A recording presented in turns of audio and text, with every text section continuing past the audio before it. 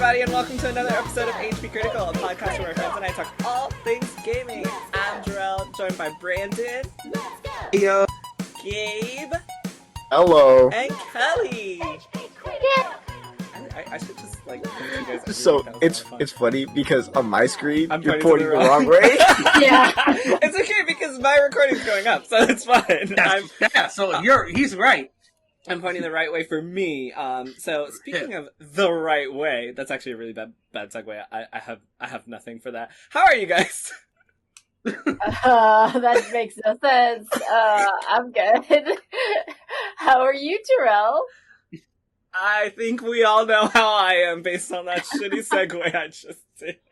Oh man. It's been a very good week. I definitely played some games this week, so I will definitely talk about those.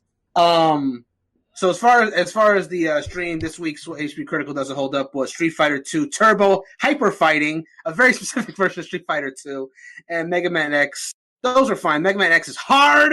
I don't know if any of you ever played Mega Man X. It's a difficult game. It's tough, but I like it a lot. Street Fighter 2, what can you say? Street Fighter 2, it's a really good game, but I'm not great at fighting games, so there you go. Bowser's Fury is really good. Like, myself, Jerel, Gabe, and Christy finished our 3D World playthrough not too long ago, and now I finally got to try Bowser's Fury now that that's done.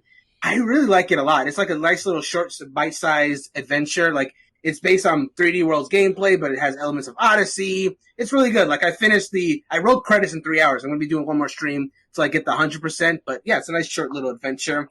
We started Ace Attorney, and I must be a freaking psychic because right as Ace Attorney, we started Ace Attorney playthrough, great Ace Attorney got announced. We'll talk about that later when we get to it on the news. But I feel really good about that. I finished the second route in Three Houses. Blue Lions is now finished. I'm going to take a break for a few months and then do Black Eagles, and that should be a lot of fun. Been doing fit, working up. My nephew's been here for a few days, so we finally started The World Ends With You. We're doing a co-op, which is a really fun way to play that game. It's great. That game. If you're playing on TV, it's the only way to play that game, co-op. I won't go into that because we don't have time. Never mind. Read my co-op review on The World Ends With You to see how much I feel about that game. How on he feels about it. hpcritical.com. On hpcritical.com. That I played through with my ex. So, yeah, there's that. So how am I? One last thing before we go into. I've also been playing 10-2. Hear more about that in our JRPG club, which is going to be recorded this Sunday. It'll be going out in a few days. Another little plug. And the last thing before I give it to you is I've been reading Iwata Asks. It's been a pretty good read so far. I'm reading the first chapter. Just a really nice read before bed. And that's me. Go ahead, Jerel. I'm not going. I'm going straight into news. Cool. Hey Gabe, how you doing, Gabe? No, I'm doing all right. Thanks for asking. Oh yeah, that's good to hear. Thanks. Yeah, Well, as long as everybody was done, let's move on. Yeah, there you go. See, Brandon took the opportunity. You guys didn't. Oh well. So, first thing that I want to talk about is Gamestop CEO is getting $179 million for quitting his job. So, George Sherman, who is leaving his post this summer, will be getting $179 million just for quitting. This is over at Kotaku.com by Luke Plunkett. And apparently they were creating a package for him quitting. And the reason that this happened is because, so the article goes on to say that what should have been a fairly sensible by executive standards and obscene by every other metric compensation package has now gone into the stratosphere because due to the stock situation, now that GameStop is worth much more now that he's quitting at this moment, what should have been something sensible has now become something ridiculous. So yeah, he's quitting and getting $179 million. Have any of you ever quit a job? And if so, what did you get aside from nothing? I've quit plenty of jobs, and I've never gotten anything except escorted off the property. Yeah. I mean, that's pretty much all you get. Or, like... I got an exasperated sigh over the phone. Wow. Twice, actually. Twice. Yeah. That's great. Any thoughts on this? I feel like I chose the wrong career path again. Like, shoot, let me be a businessman and just CEO a company for a couple of years, and then run it into the ground, and then quit. Get paid. I'm sorry, did I say that out loud? That's so great. Oh man, that's so great. That just makes me depressed. Like, I don't even, what's the point of going to work every day? Bruh. I don't get it. I'm never going to have $179 million. Right? So my entire family is never going to have $179 million. Girl, yours. Look at mine. Past, present, or future. God. So the other day in our Slack chat, Dylan said, he said, like, good morning, guys. Have a great time working your ass off for the man while they collect millions of dollars and you get paid minimum wage. And I was like, oh my God, that's my life right now. Like, I want to call out so bad. Why did he do this to me? And ever since he said that, I have to debate whether it's worth going to work. But, I've got a website to run that costs money, so. It's never worth going to work. Nah, I gotta go there for HPCritical's sake. So. Anyway, Sony PlayStation Plus Video Pass is a test service that is launching in Poland only today. It gives PS Plus users access to over 20 movies and TV shows from Sony Pictures, plus more content every 3 months. There's no word on whether this test will reach other markets. How are we feeling about that? I kind of don't care. I really hope this wasn't the counterpunch they were talking about for Game Pass. Oh, this is Apple not. to PS Now. This has nothing to do with games, so I highly doubt. Yeah. I mean, okay. So, I will say that a few years ago when, I forgot what it was called, when Sony launched their PlayStation TV service where you could, like, subscribe to certain channels, I think if it did, but I did think it was a good idea, or at least I did at the time, because you know what? I like the idea if you are someone that absolutely really does care about, like, getting TV channels or whatnot. The idea of, like, paying for only the channels you actually would watch was a cool idea. So I'm sorry to hear that failed, but I don't think that having a movie streaming service is going to be, like, any better, because we're already flooded with these streaming services as is. And I feel like if someone owns, like, a PlayStation system, they already own, there's a lot of built-in apps there, and then more you can download, like HBO Max, Disney Plus, Netflix, Hulu. There's so many, and now Paramount Plus or whatever. There's just so many streaming services out there on your console already. I don't think having a PlayStation service for specifically Sony movies is adding anything to the equation, especially since we recently got the news, like, if you care mostly about, like, the Spider-Man films, they recently, nice segue. Yeah, cool. No, I said you ruined my segue, but also nice segue. Go ahead. Okay, yeah. The Spider-Man movies are like, Joel's gonna say it anyway. Like, Spider-Man movies are gonna be going to Disney Plus in, like, a deal that's like a multi-year deal or something like that. It's supposed to have the original Tobey Maguire films, the Andrew Garfield ones, the current series with Tom Holland. And I think I heard Spider-Verse too. Oh, yeah, and then Venom and Morbius. Basically anything in their self-contained Spider-Man universe is coming to Disney+. So, I'm going to say this right now. That's probably the Sony movies that people were looking for the most. And if those are coming to Disney+, and that's even less incentive to do this. I don't know how many exclusives are going to make people, I need to get this Sony deal, even though I already have HBO Max, Disney+, and Netflix, and Hulu. Or even two of those. If you have at least two of those, then it might be much, but that's all I'm saying. It's another streaming service in a sea of streaming services for a platform where people already have a lot of them. So, just to tie into what you said, Disney and Sony have signed a multi-year deal that will bring Spider-Man and other Marvel properties to Disney Plus once Sony movie titles expire on Netflix and Hulu, etc. I'm sorry, Netflix, they'll be released on Disney Plus and Hulu, including all the ones that you mentioned. Yeah. Yeah, so does this change anything for you guys, Kellie and Gabe, before I give my thoughts on it? So you got Sony Plus, or whatever the hell it's called? That's basically what they were saying it is, like the PlayStation TV service, or movie service, rather. No. PlayStation, it's a PlayStation Plus Video Pass. Sony has the PlayStation Plus Video Pass, giving you access to movies and TV shows along with what you already have. So it's not like they're charging you any more money for access to movies. Like, if you're already signed up, it looks like you'll continue to just get extra content. This means nothing to me. Yeah. I have no idea. Even with that new information, I really don't think it changes much. Well, I'm totally wrong because you have to get the Video Pass. So when I heard this... Well, there it is. When I heard this, I thought, what an interesting way for Sony to make money on streaming without actually joining the streaming service. So, you know, it's like, I thought it was really smart, you know?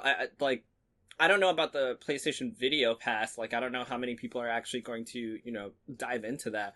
But I think it's really smart to be able to sell your properties to, like, a big-ass company like Disney Plus and make money without having to essentially really join the streaming race. Like, they're just gonna be cashing in on all their movies everywhere at this point. And I think that's so smart of them. I was like, wow, I would totally find a way to make money off my properties and continue to make money off of them without having to host my own streaming service, without having to deal with all the back end stuff that comes with that. And that's what they're doing. And I thought that was fucking brilliant. But I see I'm the only one here who feels that way. So, continuing to speak on Sony, this PS5 generation will have more exclusive games than any other, according to Sony boss Jim Ryan. This is over from IGN.com by Matt Purslow. The CEO, Jim Ryan, has said that the PS5 will have more exclusive games than any other prior generation of PlayStation console. As reported by VGC, Ryan spoke to Japanese financial site Nikkei and explained that Sony has been investing in first-party game developers with a goal to make sure that PlayStation has more exclusives than ever before. There's a quote here. It says, "We have been quietly but steadily investing in high-quality games for PlayStation, and we will make sure that the PS5 generation will have more dedicated software than ever before." Thoughts on this? Surprised, not surprised? Too many After last week's episode, it's not a surprise because, you know, they made it publicly known, like, oh, you know, we're not going to really care about indies anymore. We're going to focus more on ourselves. So this is kind of the outcome you would expect. I mean, hopefully that was their plan all along. Not really a surprise. I mean, and also like in like kind of a way of looking too much into it, maybe that means that the PS5 is going to have a longer lifespan than, or at least they're hoping the PS5 is going to have a longer lifespan than the PS4 or any that came before it, so they can continue to, you know, release exclusives for that console, if you want to look way too deep into it. Yeah, I will back up what Gabe said. I'm also not surprised by that. First of all, because I feel they have to. Because again, we go back to this. This is Sony's weapon, the exclusives, where Xbox is the Game Pass. So if they weren't going hard on exclusives, they have nothing. They'd have absolutely nothing to go against Xbox. So, well, okay, maybe nothing's a strong word, but it's definitely their strongest weapon, the exclusives. People buy PlayStations for the exclusive games. So them reaffirming that, hey, exclusive games are coming and there's going to be a lot of them, more than any other generation. You know, if you've already bought a PlayStation 5 or wanted to, that's a very reassuring thing to do.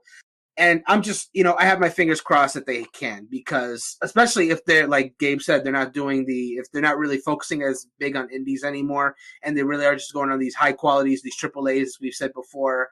I hope they have enough studios and people that can manage that and they can come out in a timely fashion.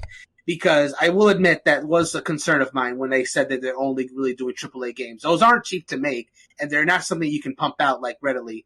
Unless you have teams specifically made for them. Ubisoft somehow miraculously managed to get AAAs out every year with no issues, and I applaud them for that. They also have studios like all around the world, you know, not just in their home thing of Montreal. They have them everywhere. So, you know, Sony should have a lot more studios because, you know, they are a first-party publisher. So, you know what? If they can do it, cool. Looking forward to see what they make. I'm being a little more positive about them than I was last week, even though I still not full of everything, but let's see what they come up with. I'll give them a chance. Kellie? I don't have a PS5. I don't know what to say. I think it's cool that they're gonna have a lot of you know, exclusives. That's great. I'm not surprised that they are saying that they're going to do this, but I don't know exactly that they will. Wait, are they exclusives or just, like, their titles? It says exclusive games. They're going to have more exclusive games than any other generation. Any other PlayStation generation. Which... Okay.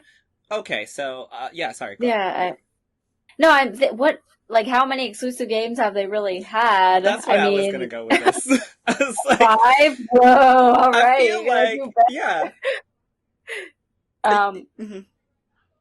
No, same. Okay, yeah. So I was thinking back. I was like, how many exclusives? Last of Us, God of War, Spider-Man, Horizon Zero Dawn. Well, yeah, that's the thing too. The PS4. How many more? Are there any more? Not too Persona, many. God of War. Persona 5. I said God of War already. You said God of War. Persona Yeah. 5. Is that it? Well, Okay, so Final as far as I Fantasy can think. 7. There's Uncharted as well. technically, Okay, so Uncharted, Final Fantasy 7. Okay, 7. I feel like it's not hard to beat 7 AAA titles over a PlayStation. I mean, over a console generation lifestyle of 7 years one. Right, So, especially like, for the PS4. Especially for the PS4 in particular. Like, past console generations had a shit ton of, like, first-party exclusives to the PlayStation, but PS4, there's obviously some good ones, but definitely not as many as past generations. Yeah, so like this news is not. First of all, I think this news was very much like a crowd control for. We are focusing on non-indie titles, like we're focusing on big titles, and now they're like, but we're gonna have more than we've ever had. But I wait, mean, there's more. It made me spin it in a slightly positive narrative because I'm at least interested in seeing how they'll do it, if they can do it. Yeah, I don't think it's negative. I think that's exactly you are exhibiting exactly what it was supposed to do, which is it's supposed to make you feel good about the fact that you have a PlayStation and you're going to be able to play these. Also, to say that Sony doesn't have anything, just to counter your argument, Brandon, is completely wrong, because as far as we know, without going into any details, we know that Sony has a deal with Capcom. We know that Sony has a deal with Square Enix. Those are two huge companies right now, both doing amazing fucking things, right? This is why PlayStation is getting those exclusive Resident Evil demos, and they're getting more hands-on time. That's what I said, exclusives. That's their main weapon. No, but they're not. No, I know, but you said they don't really have anything, and so. Oh no, and I took that back because that's not wrong. Because that's yeah. But that's the thing; these aren't exclusives, right? So what I'm trying to say is that even if they don't have exclusives, they still had these contracts with these companies. Like they're cashing in on Resident Evil every chance they get.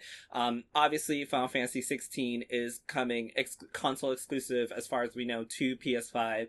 FF7 remake, its exclusivity is over. We haven't heard it going anywhere else except for I think PC now, so we're about to get Intergrade, which is going to be another PS5 exclusive for a time. So they definitely have the weight of other companies to rely on. Call of Duty's maps always come first to PlayStation, and a lot of times these games are also going to end up on PC, so you'll have the ability to play them on PlayStation and PC without exclusivity. So I think that I'm just most excited to see what exclusive AAA titles means for PlayStation, because the first thing I thought was, okay, I see that you guys are trying to compete with Xbox because they are buying every big studio ever right now. That too. And once Xbox starts pushing their first party exclusives out, finally, whenever that happens, and they come directly to Game Pass for free,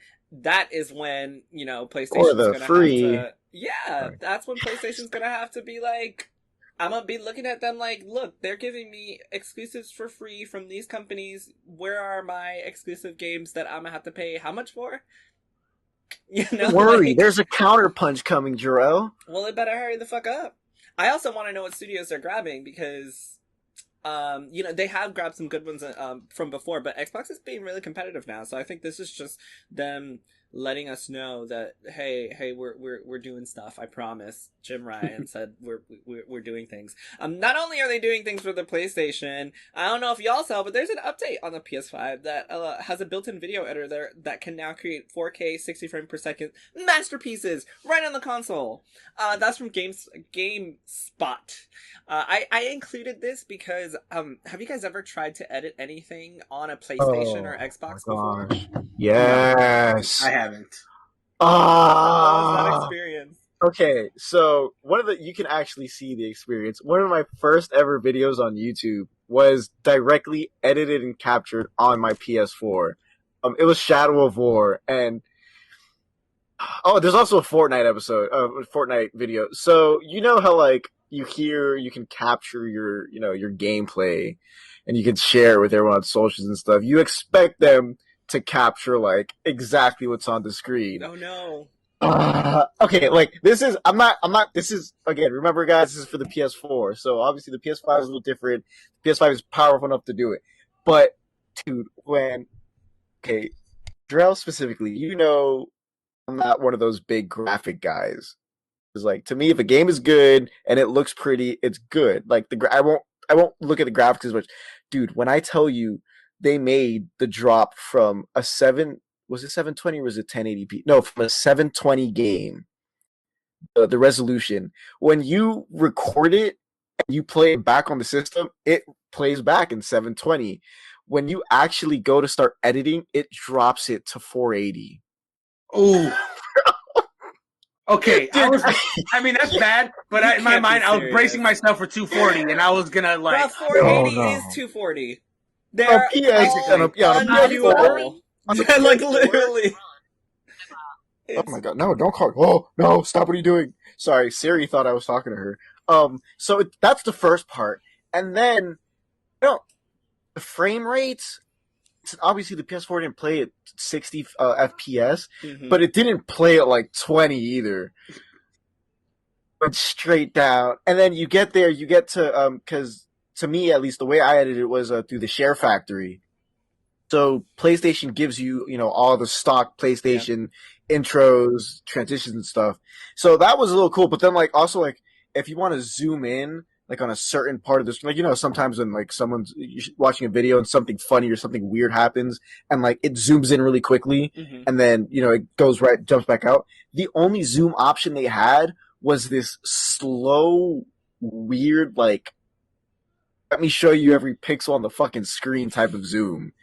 So it was really weird to try and transition that, because you had to do it at the perfect moment where it would zoom directly on what you want it on, and then don't think you could actually have the zoom set for a certain amount of time. It's a seamless transition. It's zoom in, and then as soon as you have the zoom out, it's zoom out. And I'm like, what?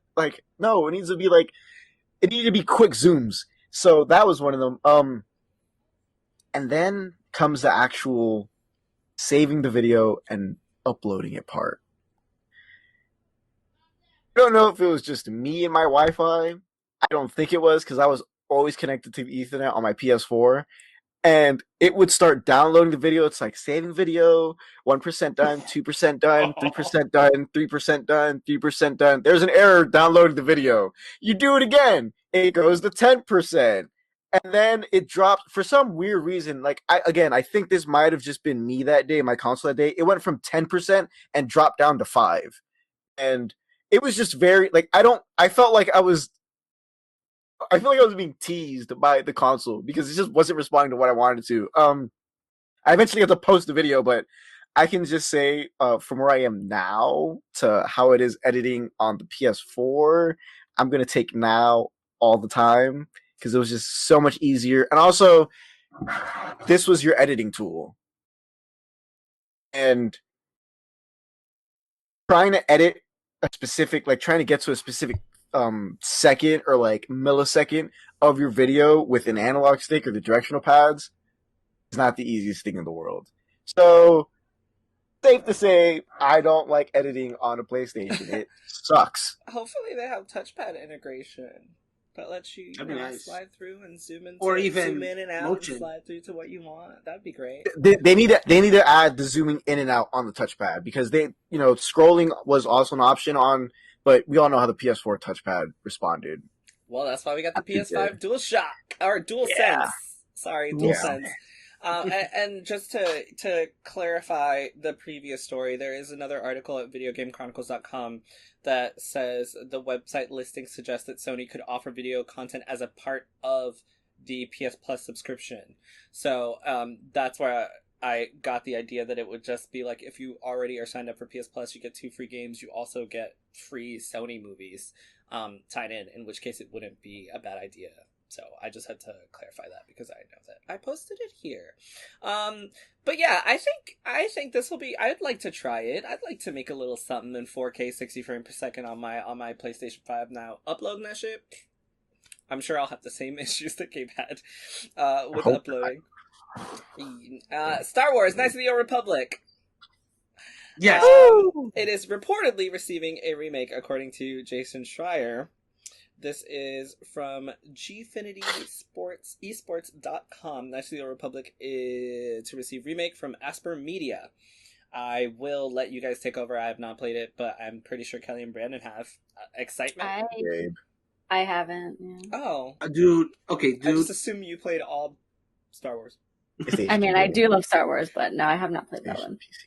Knights of the Old Republic is one of my all-time favorite games of all time. Like, and it's also one of the very few games I've played on PC because as anyone that's listened to this podcast that knows me knows I primarily play on consoles.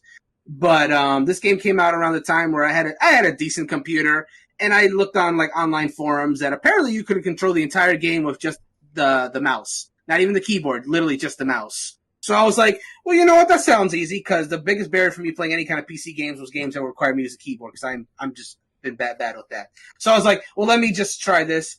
And I absolutely adored it. I have played through that game several times. There's two endings you can get, a good light side ending, dark side ending, but I played through it more than twice. I absolutely adore this game.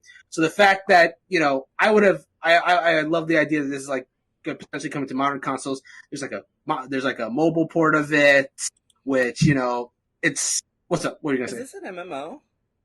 It is not an MMO. Now okay. So there's Knights of the Republic and Knights of the Republic 2 are just regular Western RPGs. The Old Republic, not Knights of the Republic, but Star Wars: The Old Republic is the MMO. Yes. It's supposed to take place like after it, which a lot. Oh, wait, is Knights of the Republic the one with the two brothers? Two brothers? No. I don't know about any brothers. There's a. I mean, one of the main like the main. No, there's not any brothers. I'm like thinking hard about it. It's like, were there brothers? I was like, I'm thinking. Okay, I know what game we're talking about now. My brain went to a completely different game. Yeah, you're good.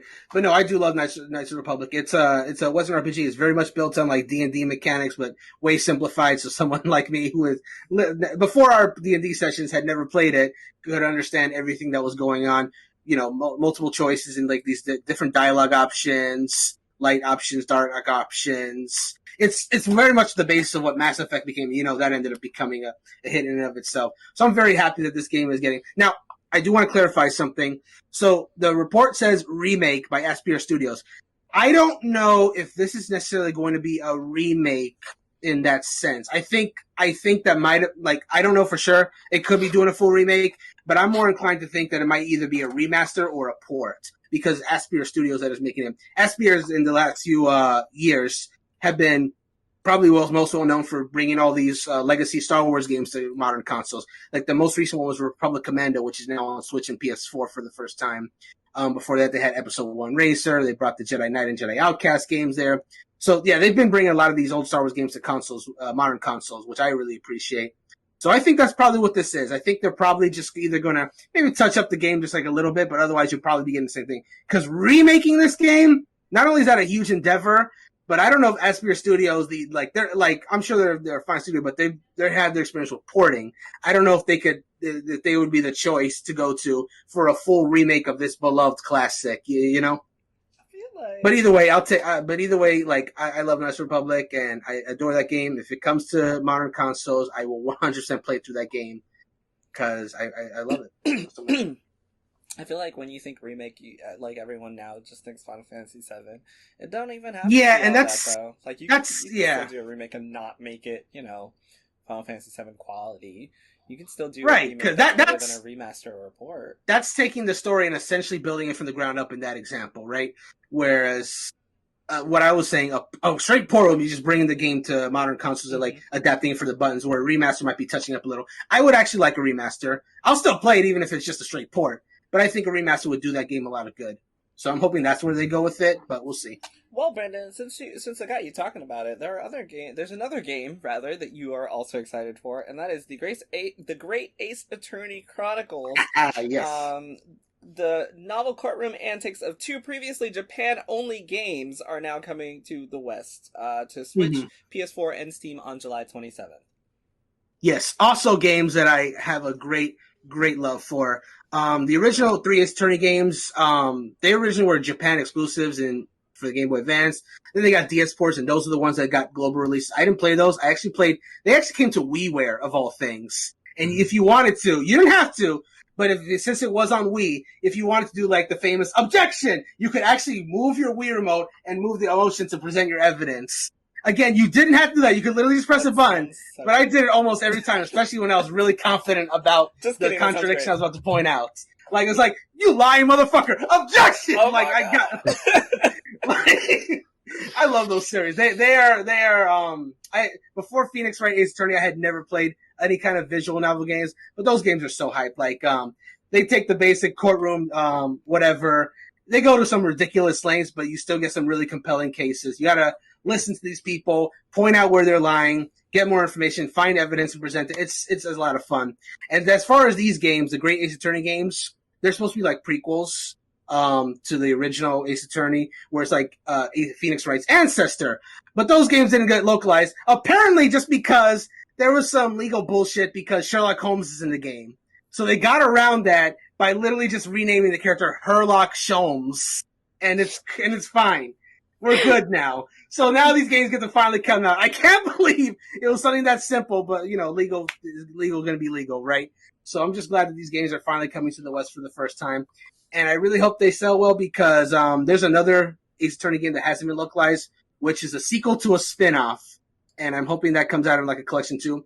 Like, I just want more people to like have the opportunity to play these games because they're fantastic and they keep coming to modern consoles. Like the first 3 are already everywhere.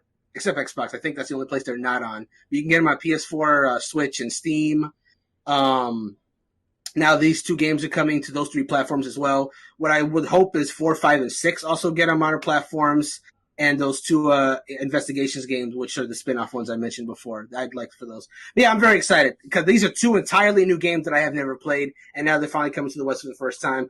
I am elated. I am absolutely ecstatic about this. So I want to talk about notable video game releases, new and upcoming. Just mention their Metacritic scores, and just get you guys' opinion on how you feel about some of these upcoming games, whether you want to play them or not, and whether if it's not Breath of the Wild 2, I don't give a shit. No, I'm kidding. I'm joking. I just have to say that. And whether the Metacritic score will affect your decision on playing the game. And if I like how this goes, we might start doing weekly game releases and what. I want to ask you a question before you start talking about that stuff. Mm-hmm. So when you get interested in a game, is there a specific I can't say the words. Is there a specific I guess journalism site that you look to you look at their score and that determines, or do you just look at all of them and just gather from that? When me personally, you specifically. I don't know if I'm pointing at you, but yeah. Reviews are bullshit. That's all I need to know. Reviews are bullshit. 1, 2. I will always Which say, water? do not. Everyone has different opinions, right? So Kellie's gonna review Phasmophobia and give it a 10. I'm gonna review Phasmophobia and say too much scary, right? And give it a 3 and say don't play this because why would anybody do this to themselves, right? And we're both from HPCritical, so 1, reviews are personal bullshit. 2, don't read reviews. I don't read reviews of games that I'm interested in because most likely I'll want to write about them and I don't want to have my writing skewed based on someone else's review. So as soon as I read Kellie's Phasmophobia review and then I play it and I'm like, damn, she was right. So then when I'm writing about it, I might be like, damn, Kellie was right. And now, oops, I've accidentally plagiarized her entire fucking review. Oh no. I'm not saying I do that, but we've heard stories of people doing that as well. What I will do though is I like to look at just a conglomerate list to see how reviewers have reviewed a game, and then if there is a review score that is really different from the median, I might be like, what happened to y'all? Why did you score this like this? If everyone's giving it a 10 and then someone gives it a 6, I'm like, Brad, did you were you? I won't say that. Yeah. But yeah, I personally don't really care about review scores at all because a lot of times my personal opinions on games don't always mesh with everybody else's. I hope I answered that properly. You did. So Judgment. Anybody know what Judgment is? I do. It's a spin-off of the Yakuza series. Yes, it is that. And I had more to say about it too, and it just blank, so whatever.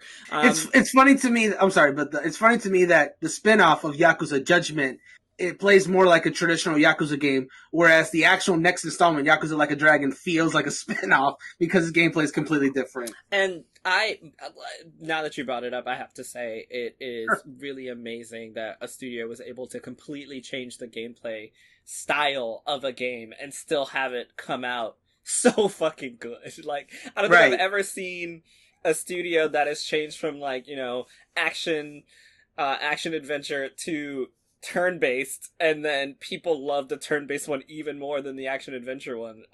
That's so crazy. Like, it's like if Zelda became turn-based, right? Like a Legend of Zelda action adventure game became turn-based. I'd be okay with that as a spin-off title. Good. Like, that, to me, I've never seen a studio do that. But also, fuck y'all for the way y'all treat y'all black people, too. Can't give it too much praise. Too much. Yeah, so that got an 83 Metacritic score on the PS5. Near Replicant, which came out today. It's coming out tomorrow. Oh. Today, by the time you listen to this? Today, but if you're listening to this, it's out. You can play it. Yes, April 23rd, you're right, that's tomorrow. It got an 84 on PS4, 81 on Xbox One, 79 on PC. Obviously, this is a remaster thingy kind of thing of the original Nier title, which got shit tons of hate for being a really bad game, and now they basically released the same game with the little extras, and now everyone loves it, which is such an interesting conversation that we'll have one day about, you know, games coming back around at the right time. And I can tell you more about Replicant next week, because I am doing a stream of it literally tomorrow afternoon. So I will report back next week and see how true those are. I can tell you. We can talk about it next week. Okay. Atelier Mysterious Trilogy Deluxe Pack. No, I've heard of that series, but I've never touched it. I have a good friend that adores the Atelier series, but I couldn't tell you anything. Another one is Saga Frontier, which I wrote a little article about on HPCritical. That one came out again. It's a remaster. PS4 has it at a 76. Nintendo Switch has it at a 70. PC and iOS are still pending. MLB The Show is another one that came out. PS5 is at a 78. Xbox is at a 79. Which that's the one that is produced by Sony that came directly to Game Pass. Blah blah blah. Cozy Grove, one that I've been trying to play and just not had time to play, is sitting at a 68 on PS4, 71 on PC, and a 71 on Nintendo Switch. Pac-Man 99, Nintendo Switch exclusive, is sitting at a nice little 76. And Outriders, that came out April 1st, has a 75 on PC, 72 on PS4, 74 on PS5, and a 74 on Xbox. So doing pretty damn good for Square Enix currently. Star Wars Republic Commando is a 54 on PS4, a 71 on Nintendo Switch. Like, that is so, like... 71 on Nintendo Switch, but a 54 on PS4? 71 on Switch. Like, people must really love the fact that they can finally play that game portably. On the go. Like, that's the only thing I can think of because of why. Oddworld Soulstorm is another one. That came out April 6th. It's a 68 on a PS5, PS4 is pending, and a 72 on PC. And I am going to talk about 4 more, and then I'm going to be done, and then see if that changed your mind on any of them, or if you're interested in any of them. It Takes Two is really doing really well on Metacritic. Not that anybody cares about Metacritic. I care. Add HPCritical's reviews to Metacritic. It Takes Two is 88 on PS5, 89 on PS4, 89 on Xbox, and 88 on PC. And obviously, this is because, you know, you're getting more people have access to PS4s. So obviously, those scores are gonna when they aggregate, it's gonna whatever. So that one's doing really good. Monster Hunter Rise 88 on Nintendo Switch. PC is not out yet, obviously. And the last one was Balan Wonderworld. I love that somehow this game is sitting at a 50% on PS5. I am here for 50 that. on PS5. Because the Xbox is a 47, the PS4 is a 44, PC is 38, and the lowest score is on the Switch with a 35. Goddamn. Switch, I can understand. How the hell is the PC port of that lower than the PS? I don't know. Anyway. I love that the PS5 is sitting at a nice, cool 50. Everybody who's It's the playing on highest PS5, one. it's just like, you know what? I'm playing on a PS5, so it's fine. Like, I like this game because I'm playing on a PS5. Anyway, so any of those April releases, did they entice you with their scores, or do you still not give a fuck? Yes. And I already got It Takes Two, but I literally have not been able to play it because, person I play with the most, my cousin, has not downloaded the Free other version? that free version thing. So this is an open invite to anybody. Please, if you don't have the game, download the free version thingy so I have someone to play with, because I've been dying to play that game because it just looks fun. Thank you. Because it looks like so much fun, and the fact that it has, you know, a score above 80 just makes me want to play it even more, because I have a tendency to like games that get reviewed too good, unless it's Breath of the Wild, which we were Gabe and I were supposed to play It Takes Two, but I convinced him to play Godfall instead. Equally, I mean, I'm not gonna say equally fun, because obviously we haven't played It Takes Two yet, but it was still a fun time. I mean, is it equally fun, or is it less fun? I was really tired when I played It Takes Two. Like, I was playing it at like 1 a.m. and I was like, this is really cute. No. It was really cute, and it was really fun. No, I mean, I'm playing it at 1 a.m. Starting a game at 1 a.m. is I like didn't start at 1 a.m., but I was like up until playing 1 until 1 a.m. Okay. If a game is still cute to Jerel at 1 a.m., that's a good thing. I have good Yes. faith in that game. I was playing Danganronpa V3 actually the other night, Woo! And it was like midnight, and I was like, "Oh my god, I work in 3 hours. What am I doing?" And I was falling asleep during the game, so I was playing It Takes Two, and I was awake at 1 a.m., so, you know. But that doesn't mean that Danganronpa V3 is bad. It is not bad. It just is lots of things that I'll talk about with Brandon later on. Cool. God, what was I gonna say? Oh my god. Yeah, so Gabe and I actually ended up playing Godfall. Gabe, really quick, what did you think of it? Godfall, it's so much better with someone else. I was telling everybody, I was like, when you play it solo, like, you kind of just want to move on through the stupid story. Not the stupid story. You just want to move on through the story, and like, the story's not great. It really isn't. It's your basic. It's your basic revenge. My older brother's trying to take over the world story. I'm not even gonna say spoilers, because that's just a common trope. But then playing it with friends is like, it could just be because Jerel and I are just overly competitive, but like, as soon as we got in, like, he started taking my kills, so then I started running around trying to take his kills, and then, you know, we both almost died quite a lot, actually. Oh, so.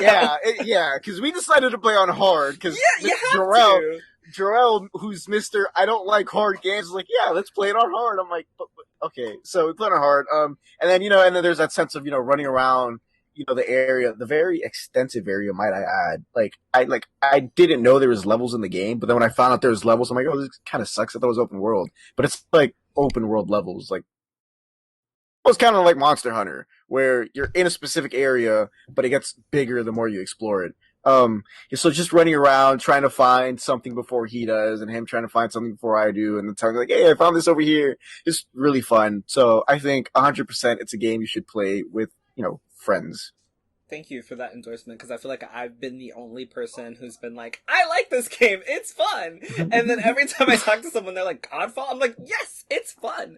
But I have also only played with other people. I've never played by myself. So now I have someone else who's also played it, so I can't, like, it's not just me, guys. I'm not the only person. So Kellie and Brandon, really quick, another question for you guys. If you're playing games with other people, do you think it's more fun to play on a harder mode or an easier mode? With other people specifically? Yeah. Are you like competitive? Do you want to put it on hard mode or like easy mode just to have fun with friends? Well, that just depends on the game. But I in general, if I'm playing with people, I usually want to skew harder because I think that's more of a fun experience if we're all working together towards a harder challenge. But if it's a group that I've never played with, I want to start off easy just so we can get our synchronization going, all that good stuff. And once I feel we got a nice feel for it, then I'm like, crank it up, let's go. I love our camaraderie that we had when we went through Champions Road in 3D World. That was a lot of fun. But we built up to that for sure. Because the levels, as you said, Jerel, many times, oh, this is easy. We can do the whole game in like 2 sessions. And it was. 3D World was 100% built that way. Like, you can finish that story, no problem, especially if you have people. But then as you go to those post-game levels, then that difficulty ramps up. And we felt it at that very end. So, yes, with people, with friends, hard. Kellie? Myself, probably a little easier, though. But, Same. that's another thing. I mean, if I play alone, I put games on easy constantly. Like, I'm playing Final Fantasy VII on easy, because why do I want it to be hard? I don't like that. But I guess for, with more people, I do put it on hard, because you don't want to beat it too quickly. Mm-hmm. You don't want it to be too easy to where it's boring. Like, whenever I played 7 Days to Die with my friends, like, every 7 days, a horde of zombies comes. And, like, that was really fun with, like, a lot of people, but I think I was the only person who didn't die at least once. Because I stayed upstairs. The zombies can't get in our house. But, and I would just shoot out the window, that was really fun, but that was, like, probably one of the best co-op games with, like, a difficulty level. I don't even think that we played on hard, because, I mean, it's pretty hard, but, still, yeah, I guess the harder ones, like, on Phasmophobia, I definitely always play on, expert. Oh yeah. Even Oh yeah. I even play solo, I do professional. that, though. Oh, professional. Really I professional. haven't played it so long, yeah. I don't even know what it's called anymore. Anyways, I played pro by myself, but definitely Yeah, see, I can't do that. only pro with others as well. Thank you, guys. I wanted to put in, because when Gabe and I were deciding on a difficulty, I was like, oh my god, put it on hard. Like, why would you do easy? That's so boring. And we both almost died, but it was a lot of fun almost dying, because the reason I was against putting on hard is because I'm a Dark Souls player. That's the type of game I thrive in. But Jerel, for as long as I've known him, is scared of those games. Okay, not scared, but he's not a fan of those games. He's like, I don't like hard games, like Dark Souls. I he played really like he went into, when he got the PS5, he played Demon Souls. He stopped playing it almost like 2 weeks after, because it was too hard for him. So I'm like, why are we gonna play on hard if you don't like hard games? But hey, he held his own, and again, we almost did die, but I didn't die once. I don't think, which is there for me. There was a moment where it was kind of like it was actually a boss fight where I had to sit in the background for a little bit. Gabe had like this much health, and I was like, don't fucking die, just get away. Jerel was trying to punch out like some life orb out of the guy so I can get healed. I'm like, It was a lot of fun.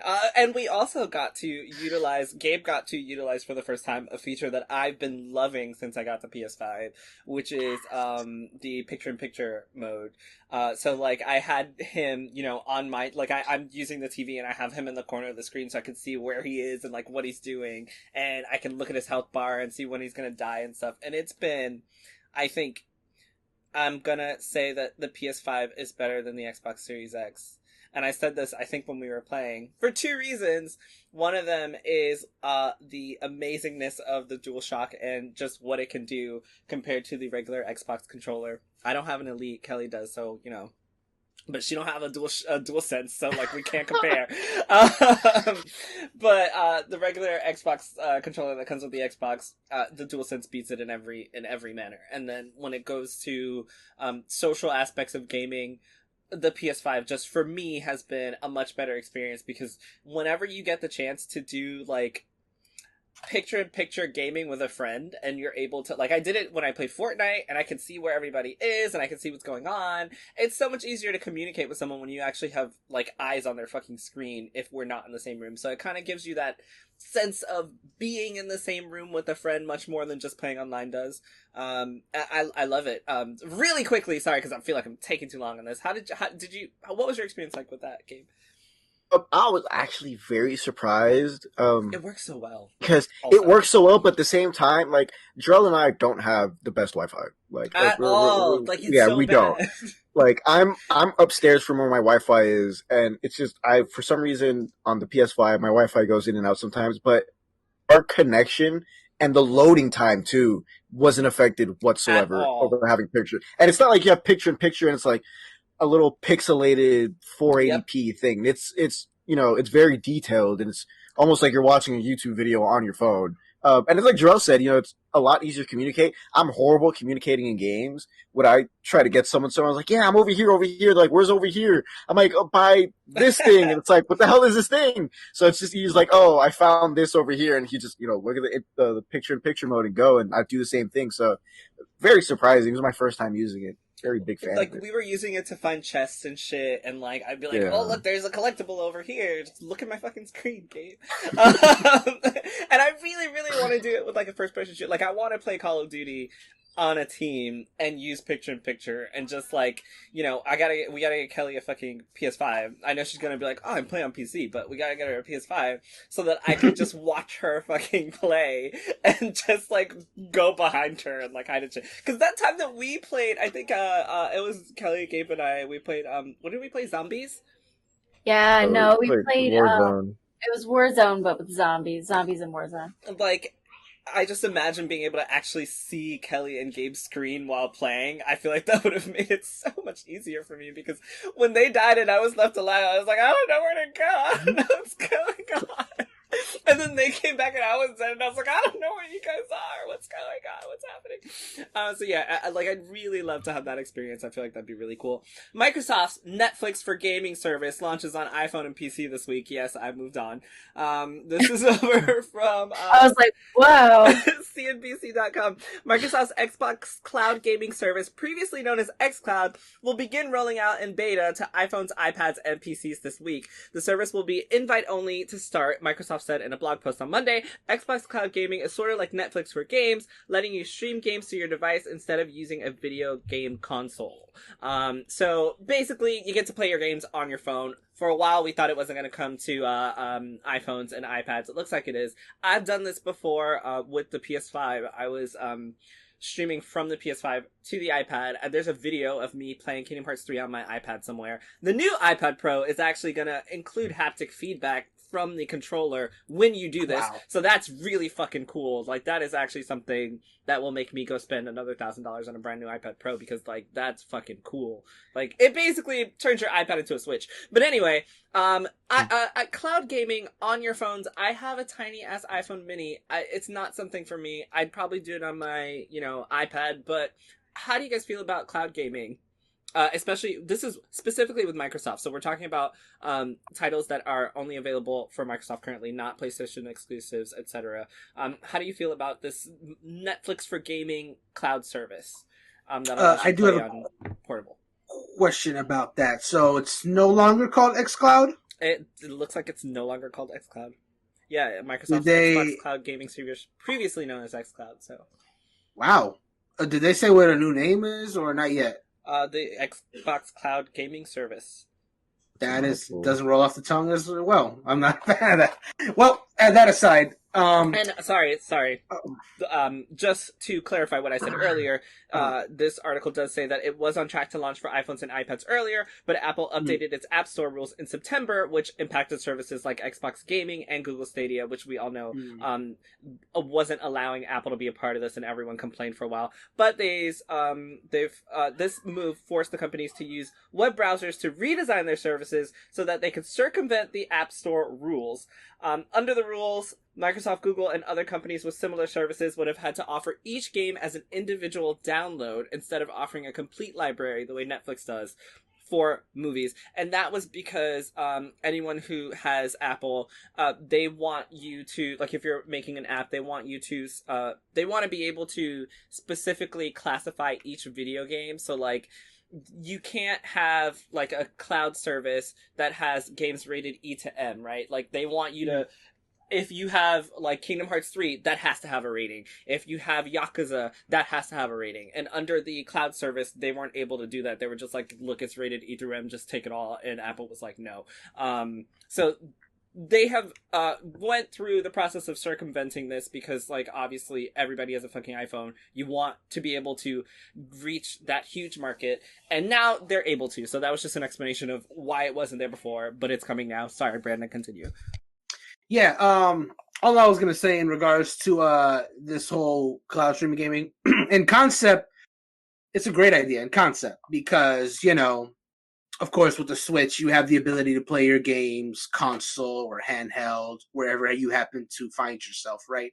So ideally, it's such a good idea that why wouldn't the other studios try to get in on that however they can? Now, I don't think streaming a game is, of course, the same as playing it natively on your handheld, and there's going to be a lot of people who won't be able to properly take advantage of it because of the natural issues that come with streaming a game as opposed to playing it natively. But I think for those who can take advantage of it, I've always thought this was a really cool idea because I just like the idea of like being able to play your console games portably. Like it's cool. It's cool. I'm glad we live in an age where that's starting to become more possible, a lot more possible for other games besides Nintendo. Honestly, like I've seen people, even when xCloud was called xCloud, I saw people playing their Halo games on their phones, and I thought that was really cool.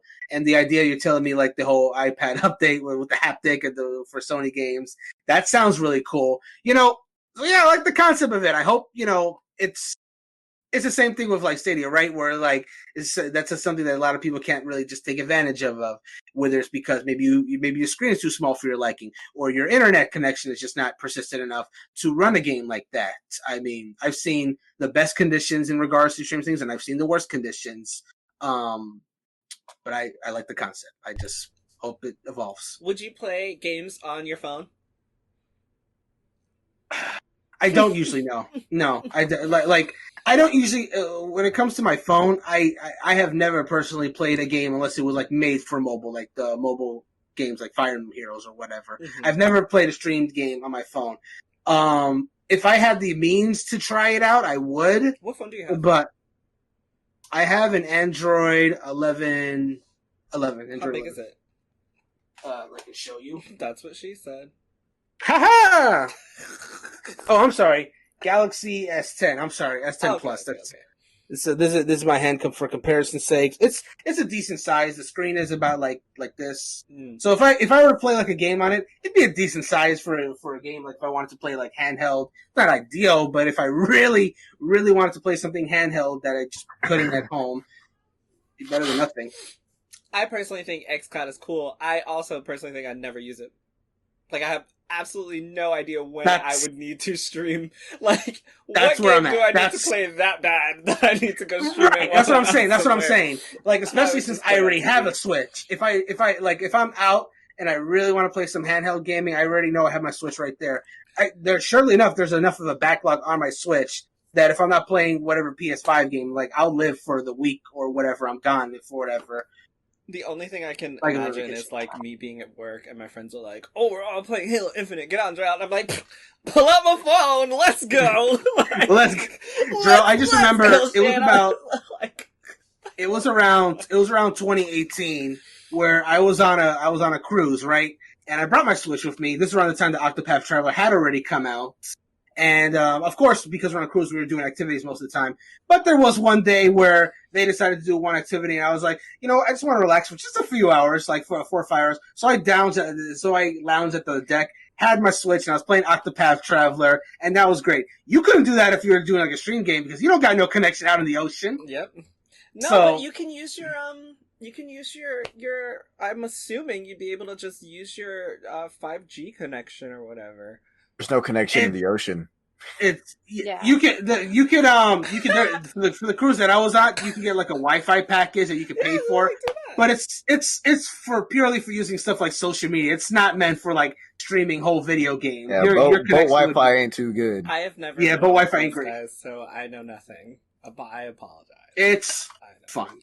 It's a lot of fun. Swim, and so I've never gone on a cruise either, but I've had input. I'm like, I can't swim, and they're like, that has nothing to do with it. And I'm like, okay, when I fall over and there's no life jacket on me, yes. Well, if you fall over, you're gonna die. If you fall over, your swim really don't even matter. Well, then I can't get in. Whatever.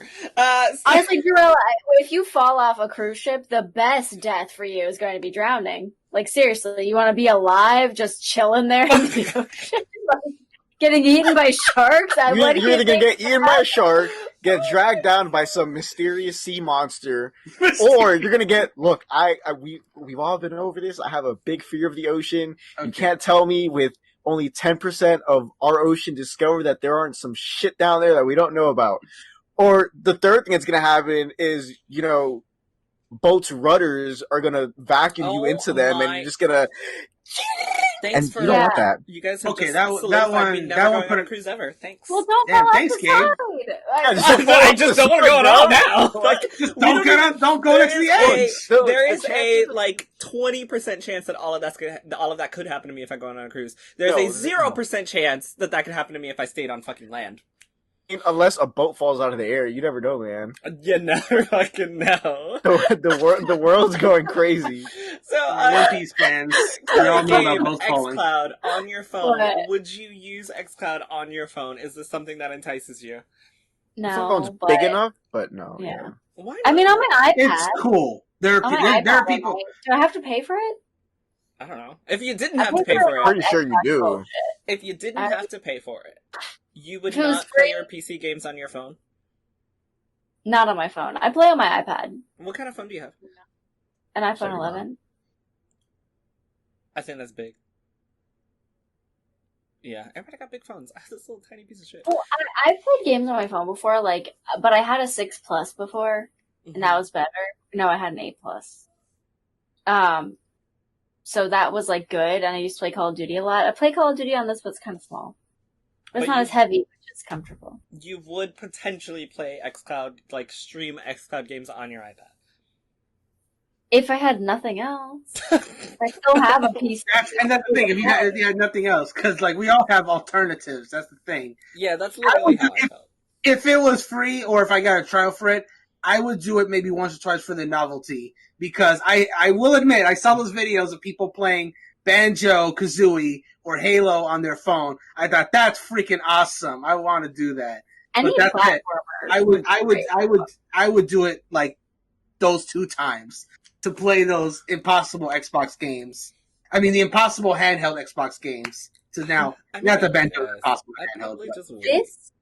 This would work better for me if it was a Nintendo thing, because playing like Animal Crossing on a phone or playing Yes! something like Oh that my god, yes. phone or an iPad, I guess the Switch is already portable, but like those kinds of games, like a platformer like Mario or something that's just kind of like easy, that on a phone to me is why the phone game would work. Mm-hmm.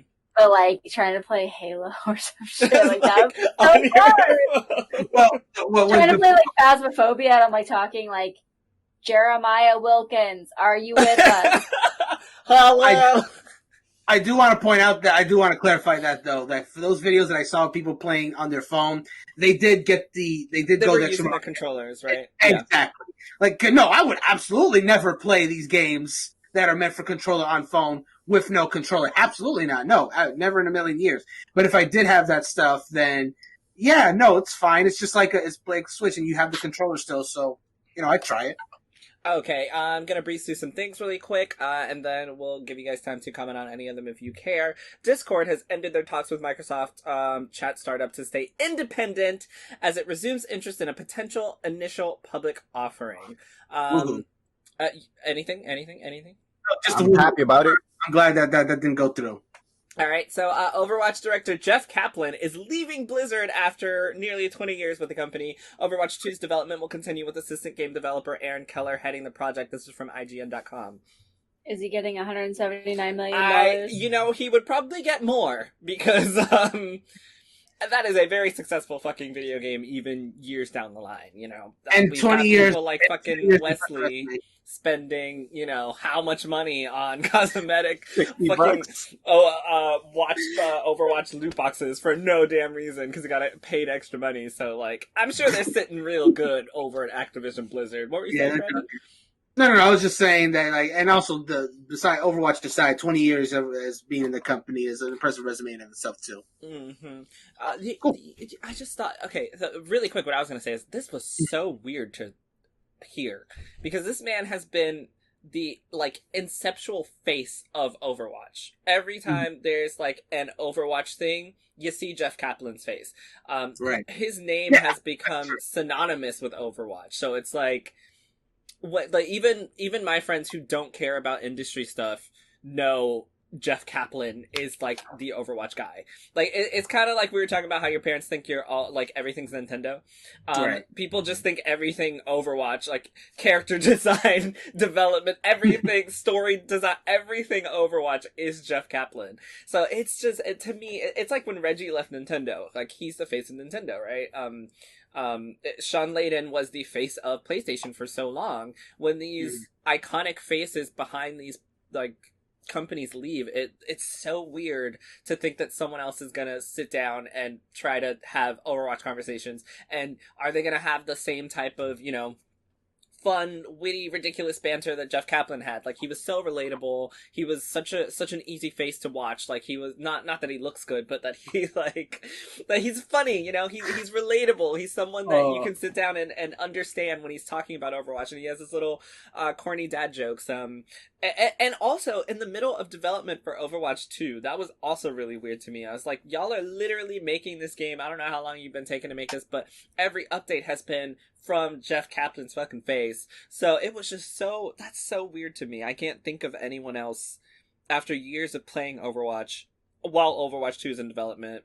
It's so weird to just be like, I've reached the 20-year mark, peace, bitches. Like, good luck with finishing that game I started. Well, it could be that he left because the game's near completion now. Or I highly doubt that. My work here is done. I mean, yeah, but still, you know. Or the game's never coming out. Remember that game, Overwatch 2, y'all got left with him. Yeah. Literally, that's how I feel. Like, I feel like if I'm making a video game and I retire, turn everything off. No one else is finishing it. If y'all don't get it, oh well, it's done. Never coming out. Ever. Never.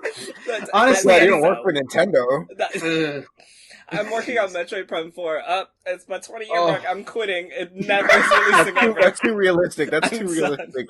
That probably actually happens somewhere. Oh, anytime, like the face of like any kind of company leaves and somebody else comes in on Twitter and where have you, like I always see a slew of people posting the image of Harry Potter standing up at Deathly Hallows saying, "How dare you stand where he once stood?" Seriously, every time someone new gets hired, when someone big leaves, that meme always pops up. I just like, okay, cool, haha. I've seen it. Like, who is Aaron Keller? Your name isn't even cool, Aaron Keller. Jeff Kaplan's cool. So I do want to say that when Doug Bowser got hired to be the new president of Nintendo of America, because his name is Bowser, it was okay. Yes, people made Bowser memes instead because it wrote the thing is though, he went into that like gracefully, like he used the fact that his last name was Bowser to make like pride in that. If I remember, there's a video where it's like he comes out as Bowser and it's like, yeah, I'm taking over Nintendo. So, yeah, he had Mario and Luigi tied up in his when he first joined. Gotta be that cool to take over. Yeah, like you gotta have a Aaron cool Keller guy. Sounds like Helen Keller's like long lost. Oh my god. So, next, Square Enix is apparently to make announcements at E3 2021. Woo! After, not saying that they were gonna be a part of E3, apparently. We literally talked about their absence last time we had this conversation, and now they're there. So cool. I don't know. I didn't read this. I wonder if it's... I don't know if they're actually there or if they're just making announcements, right? Like, I don't know if they have an announcement to make during, a PlayStation or Nintendo presentation. Yeah. Could be filling up a slot. That's fine. I'll take it, though. Mm-hmm. I'll take it. Could be filling up a slot. Mm-hmm. I don't know. Remember, they had slots available. Yeah, but that would mean that they would have to literally, buy a slot to be at E3, and this didn't say that. I mean, it just said that they had announcements to make. Everything that went on in 2020, they got the money to buy a slot. I mean, first of all, Capcom, like I said before, Capcom and Square Enix have all the money in the world. Like, that, as far as development goes. Outriders has been a huge success. Nier Replicant has so far been a huge success for a game that's already been out yet. They're doing random-ass remasters of things like Saga Frontier. Their mobile front is making billions of dollars a month because, like, people like me, not like me because I don't spend money, but, like, people spend money on their mobile shit, Final Fantasy VII Intergrade is coming out. Final Fantasy 16's on the horizon. Tomb Raider's got an anniversary. Like, that, I think we talked about people did we talk about people possibly buying Square Enix? That was a rumor. That was a rumor, but it was disproven. No, but did we talk about it on a podcast? No, it happened after last week's podcast. Oh, it's probably on my Yeah. list. Like, who the fuck? Like, if I was Square Enix, I would never let anyone buy me, bitch. I run fucking. Buy somebody. Yeah, exactly. Like, I would buy you before Yeah. I would let you buy me. You I have run the shit. most successful series in both the Western and the Eastern hemisphere of the world. You think I'm gonna let myself buy? Absolutely not. Exactly. And also, people have already talked about how Square could make their own, like, Smash with the iconic characters under their belt. Like, Oh, yeah. why would I ever? Like, ever in my life. Their announcement that was just like, no one has approached us, and we're not They have selling. so many I'm like, IPs. of course not. That makes no sense. Jerel, if they were to ever make like a Square Enix Smash, like of course the majority would be like Final Fantasy, Dragon Quest characters. They're probably some Outriders and Life is Strange, but I would love it if as just like a random out there pick that they also throw in the main character from the Bouncer. Oh my god, I love the Bouncer. I love the Bouncer. Yeah. You know what I would like? Isn't that game, is that Super Mario RPG, is that Square Enix? Yeah, it was a joint between Nintendo and Square. They That'd be pretty funny. Oh should shoot! put Yeah, in they could throw in Gino. And be like, fuck you guys. Smash. Yeah, We're gonna fuck put you, in this Gino's actual here. character. I think that would kill the entire Smash community. Not only you that, would see a record cry. number of just fans transitioning from one fighting game to another Bruh, simply because of Gino. not Cry. only that, but people that have been asking for Sora and Smash, there Fuck you that go, guy. because that's Square Enix there. So you could have Gino Yeah. and Sora. Sora and could it's just totally like, That'd make be it hilarious. and then you'd Yeah. also have the Funny. rest of the, so. I'd main hero again, though. There's too many. They could go nuts with that. I'm just like Gino next to Tomb Raider, next to fucking Cloud. Yeah, it's literally Gino Smash. fighting Lara Like, at Croft. this They point, just it's have a remake gunfight. Smash. Lara Croft's using his realistic ass guns, and Gino's using his finger lace like. Continue. So, Microsoft is reportedly working on a big new Windows store that will be open to all apps and games. This means devs can submit any x86 apps, so Chrome and Adobe apps could appear. Games could even be listed with mods. Lots of possibilities. Any thoughts on that? It's gonna be fun, but also gonna already have competition I mean, at Steam. Yeah. It's so, I mean, that was so weird to me. I kind of hope it this is a little off the side, but I kind of hope it fixes their app store because I don't know if you guys have been on the Windows App Store. It kind of sucks. It really does. It's garbage. It does. I think it's so weird. I thought it was so weird when I read that. I was like, why? Like, I mean, yeah, that's really cool, but why? I mean, they now have games that they already have games that you can just throw on there with the mod feature. They bought Bethesda. That's literally what Bethesda is. It's here's your vanilla game, and then just wait a day or two for mods to start popping up. So then why do you need your own store? Money, man. They got to remake all that money they just fucking spent. Okay. So the women of Hearthstone community have spoken out about their experiences with sexism, abuse, and harassment. Did anyone see that before I go into a little bit about what it says? No. I mean, I saw it on the news. Okay, so I think we talked about it, or I wrote about it, or something. God, I don't remember. But oh no. The 2019 Hearthstone World Champion was a woman, arguably the most successful competitive Battlegrounds player in the world is a woman. Numerous other women currently stand among the most viewed streams in the games category on Twitch, have had competitive success, finished each latter season in the top 1%, and have built brands with little to no help from anyone else. Yes, the road to success has been filled with potholes, spike strips, and dead ends. Over the weekend, numerous current and former players began speaking out about the sexism, harassment, and roadblocks they've encountered in the years within the Hearthstone community. Former professional players, current grandmasters, popular streamers, Blizzard Entertainment game developer, and the online community were all mentioned as creating an environment where women don't feel safe, equal, or valued. What sparked the discussion, or was perhaps the tipping point, was an upcoming event held by the game's developer, Blizzard Entertainment, that featured 20 of the most popular players from around the world. Only 2 of them are women. Shortly after Hearthstone's official Twitter account tweeted out the event, the floodgates opened and women began speaking out. Here's one tweet from Liquid Slissa that says, I hate that I have to point this out, but 2 out of 20 women is awful. I get that events like these are supposed to market the game, but the invitees get exponential growth, and the ladies will continue to fall behind growing their communities. And then she posted a thing that says, look how much I grew from my BG invite. There's another woman, Jen G. Patra. She says, since everyone's talking about it, I decided to gather the main Hearthstone events of 2021 and 2020 and showcase the girl ratio and how it's not very rotational. I know for the men, it's not very rotational either, but since there's usually 2 slots for girls in the main event, it's cutthroat. And then she posted, like, what that means and how competitive it is. And it's really crazy to know that women are dominating literally this event and then not getting invited to the events that they're dominating. I know this is something that we talk about all the time, but I wanted to bring it up because it apparently is still a fucking issue. Come on, Blizzard. This is why Jeff Kaplan left, actually. He knew.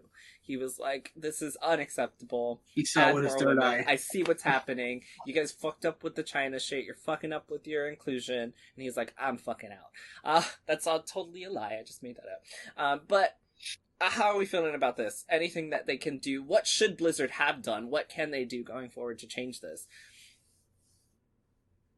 Include Nothing. more women? I mean, How? What would that look like?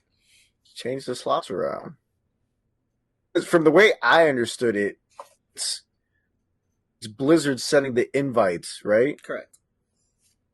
It's just invite more women. If you have so many, like, and like this isn't, but this isn't even one of those, like, it's a gray area. It's from what I've understood is it's statistically shown that women are the more dominant people in this game right now. So it's not even a thing of like we don't have enough women to invite. It's you just don't want. You're just not doing it. So then why do you think it's not happening? I think that's a better question. Blizzard, Why do you think it's not happening? It's a whole women don't belong in game things, probably. Do you think that's why? Yeah.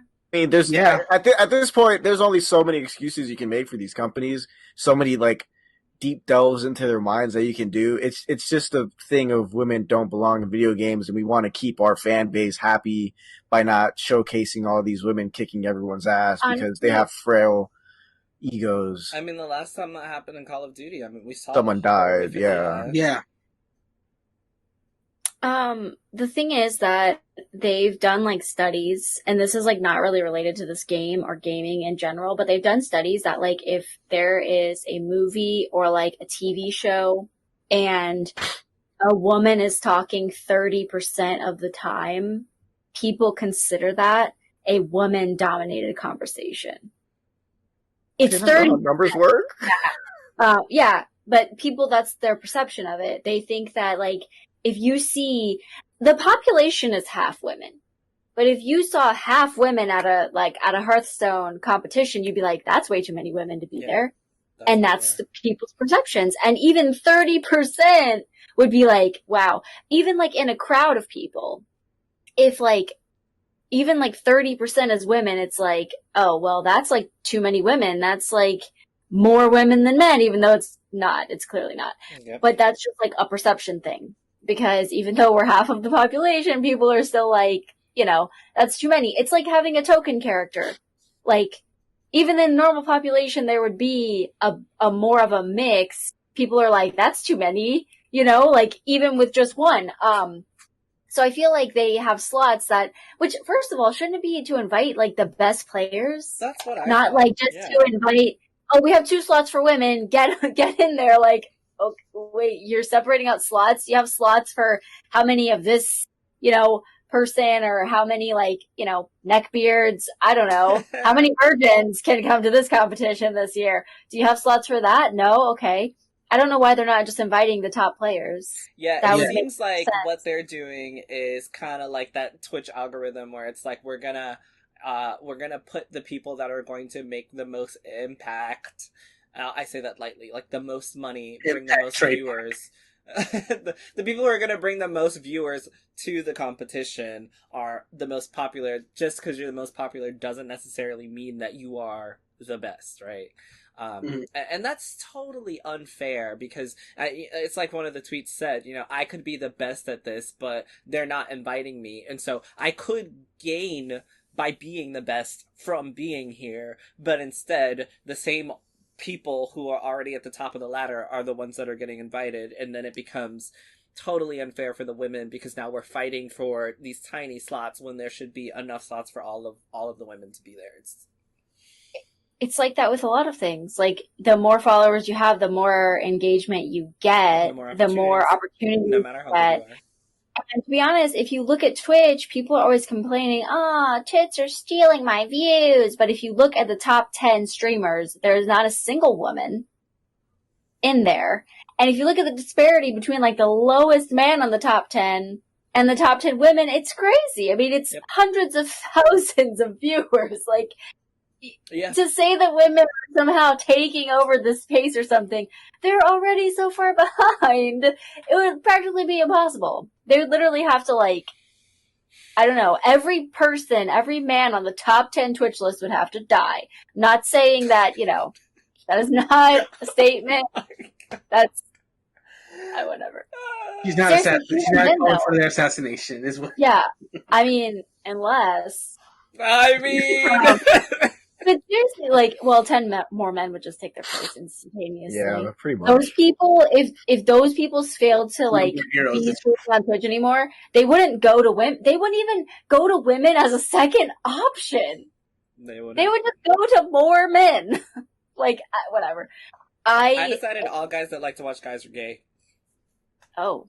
Ooh. I watch a lot of girls. What does that make me? My friend said that once. Oh, my friend said that once. We're sitting there. It was during practice or something, and we were waiting for practice to start. And someone was watching. I don't know if this was when Ninja was really popular. I think they were watching Ninja. And someone was like, "Oh, so you like him?" He goes, "Yeah, he's pretty cool." He goes, "No, you like him?" And he's like, confused. He goes, "I mean, you're watching a dude stream video games. You must like him." And he goes, for hours on end. "Where do you get?" He's like, "Where do you get that from?" That's some middle school shit. Call me a middle schooler. It was so funny though because, like, I don't know, like, the guy was so caught off guard. He's like, "Where do you even draw that conclusion from?" Like, because we knew the dude was straight. Like, we 100% knew the dude was straight. So, like, he's staring at him like, "Why would you even say that?" It was funny. I just had to bring that up because you said it. If some dude is like, "Oh, the girls are stealing my friend's dude's views. I only want to watch my friend's dudes. I don't want to see girls." I'm like, you sure about that? It's the homies, man. You don't even know the them. Homies like, is not gay. The best part is you don't even know them. Like, if it was your homies, fine. You don't know these people, and you're complaining about homies don't even support me. And the worst part is that the guys that are complaining aren't even like. No one's watching you anyway, bro, so calm down. Obviously I was joking. That was all a joke. Don't take it seriously. Don't come for me. I was totally joking. Yeah, I mean, to be honest, if you even have one viewer on Twitch, you're already in, like, the top percentile. I'd have to look it up. Because there's so many people on streaming at one time. Zero people. Mm-hmm. A lot. Shout out to you guys, because why I see that zero after 5 minutes. I'm turning that shit off, and I'm gonna angrily play another game. Yeah, if I see zero and it's been more than like a few minutes, I'm like, all right, I guess I'm never fucking streaming again. Like, Fuck my life. But yeah, I mean, anyways, back to Hearthstone. Seriously though, like, then they should just, you know what they should do? Have a women tournament and have the prize pool be the fucking same as the men tournament. Because I mean, that's all I can think, And honestly, then more women will get included, but it won't be as big. That's the thing. If you look, honestly, there was a thing the other day. Was it the NBA versus the WNBA? Like, what the players get? Like, those numbers are ridiculous. I don't understand how people are letting that happen. Like, the amount of wins from the WNBA versus the NBA. Like, these women are putting in so much work. They're literally doing better. And it's also, in soccer teams, I think it's the women's soccer team in the US is like soccer teams. soccer teams, it's worse because the women's World Cup soccer team has they've been winning won, championships. yes, and the dudes We haven't haven't won shit. one since I And, think the like, 60s. They're not even making half of what these guys are. I'm like, how do y'all let this like? They're Well, bringing in more viewers as well. These women on these sports teams are, specifically in soccer, are literally bringing in more revenue and more viewers than the guys, and they're not making half of what they're making. I'm just like, how is this? How is this a thing? How is this a thing? Yeah, I mean, I think that the Hearthstone, if we really did separate it out to a man and a woman, I really wonder which one would bring in more money, because obviously the prize pool is related to how much you're bringing in. I do wonder, I wonder if splitting it out would mean that the prize pool is way smaller for the women. Like, I just don't know what kind of support they would get. Yeah. But something else funny just before we move on is that I've been seeing this thing on Twitter. Have you seen it? It's where men are accusing pretty women that like World of Warcraft of being Blizzard devs in disguise. Blizzard devs in disguise. Yes. There was this guy, and he was accusing this World of Warcraft, I think she's a streamer, and he was like, yeah, you're just a Blizzard dev, because nothing sells World of Warcraft like pretty girl. It was so funny, and then the memes have been going crazy too, and it was like, I am male, female, cute girl, Blizzard dev, on World of Warcraft or something. Like, it was so funny. No, it wasn't male, female. It was I am single or taken, and then they had the box checked for, Blizzard dev in disguise as a cute girl selling World of Warcraft to people. Like you can't even like something as a woman on the internet that's remotely nerdy, or else it's like, well, you're probably just a spy. You're clearly a spy. You're trying to get someone's attention. Yeah. Well, no, you can't come into my pillow fort. No girls allowed. Literally, that's what it is. That's what it is. So speaking of other ridiculous things, I did touch on it a little bit, but did anybody want to talk about obviously we know that it was not true and it's not happening, but the acquisition of Square Enix. I just thought it was ridiculous. I can't believe so many Just people believed it. ridiculous. I can't believe you believed it. That was probably the Believed it funniest for, thing I like- saw on Twitter. Believed it for 5 seconds though, because with everything with all the companies that have been being absorbed or acquired, it's not a far. I mean, it obviously is a far off possibility, but it's not something that should come as a shocker. I mean, Bethesda. You can ask any Bethesda fan before obviously this year. Do you think they'd ever sell to anybody? Most of our answers are going to be no, because it's you're Bethesda. You're this giant. Yeah, but that's A not maker Square of Enix, giant and that is worlds. not me being rude to No, Bethesda. Oh yeah, and I get it 100, but Bethesda's big in its own Yeah, right. yeah, yeah. So, but I A company in my I've eyes, lived for 5 seconds. in my eyes, Go ahead, I'm done. for any company to reasonably believe, if they're one of the big, well-known companies, for me to have any reasonable belief that they would be easily bought off, they have to be really doing bad for years consecutive. And the only reason I say that is because that happened to Sega. Well, the Sega hasn't been bought by anyone. Let's be clear. But of course, they used to be one of the big console manufacturers back in the day. But they had just failure after failure with consoles and games that eventually they had to go third party. And now they're doing fine as third party. But but if you had told me that we could have easily lived in an alternate age where Sega was doing really bad and somebody could have just bought them out all the way, and they probably would have, because at one point I think they declared bankruptcy. I'd have to check my sources on that one, but I think they were really close to just being gone, not just third party, just being so. I'm surprised Nintendo didn't buy Sega out. Nintendo didn't buy Rare, so they Fair point. Even today, Nintendo rarely buys anyone. Their most recent They didn't buy Rare. They rarely buy anyone. Oh my god! Thanks for catching that either way. Yeah. Wow. They don't. But they hardly. I think the most recent one was Damn it! What was the name of the studio? It's the. It's the one that makes the Punch Out and Luigi. Next Level Games. They bought them, and that was a big surprise. Not because because obviously it makes sense. Next Level Games made some great games for Nintendo, but it's just that Nintendo bought anybody was the reason why it was news. So I believed it, and I regret believing it, but I did when I saw it. I was like, and it's probably because I saw it all over Twitter as well. And I thought, well, they are spending like billions of dollars on acquisitions right now. Like Gabe said, Bethesda was one of them, and I was like, damn, like. If there was a company to buy, I'm buying the one that gives all the Japanese kids the day off when they release a Dragon Quest game. That's what I'm doing, because that is just a moneymaker in itself. I'm buying the one that's a console seller, right? Like, Right. that Final Fantasy is a console seller. No one can tell me otherwise. That's the company I'm going after. I don't care how much you charge me. I will, even if it's for a percentage of this fucking company to only keep your games exclusive, I'm doing that shit. And the Final Fantasy 16 release date is going to be go crazy. Yes, I'm looking forward to it. And since we're talking about, I did bring this up because I want to talk about money real quick. So Daniel Amada on Twitter, he posted the 2020 revenue year calendar year for 2020 of the top public video game companies, and here are the top 5 as follows: Tencent, which is at $29.3 billion. The fuck? Followed by Sony, which is at 22.67. That's like that's $7 billion difference. That's a lot of fucking money. Yeah. And then after Sony is Nintendo at almost 16 billion. And then Microsoft is down at almost 14 billion. And then NetEase is at 8.37 billion. Now, none of these are bad numbers, first of all. Like, none of these are bad numbers.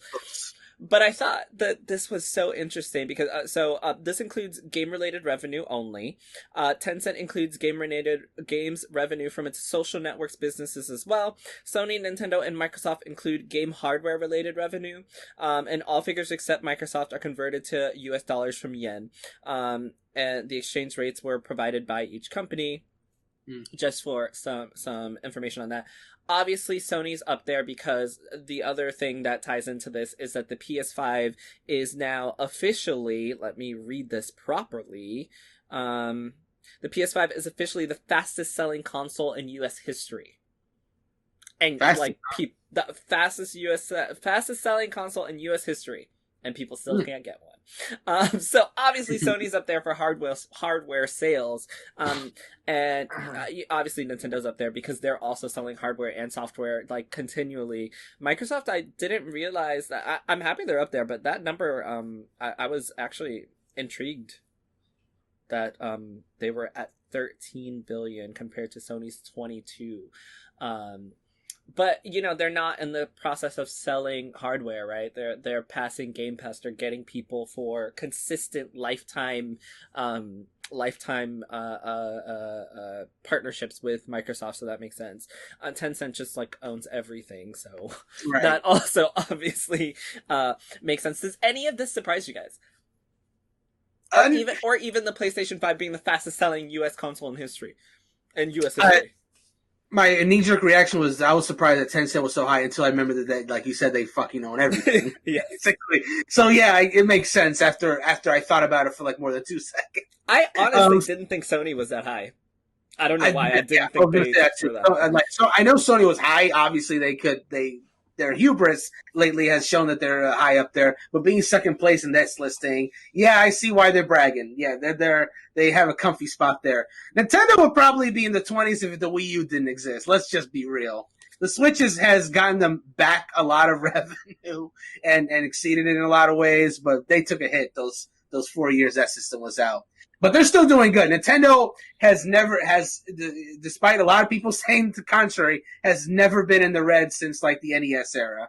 They've even when they're not as well selling consoles, they still have always done what people are always saying. Oh, they should just buy Nintendo and make them a third party. It's like, no, the money they could be making Wii U numbers for like 6 years consecutive and still not be in the red to be bought out. It's like they're sitting fine. So yeah, I guess let's say the numbers were not that surprising. Well, it was a little bit of both. I'd say. Kellie or Gabe, were you surprised by any of them, or? Not really. I guess I was surprised by Tencent. I thought Sony would be at the top. Really?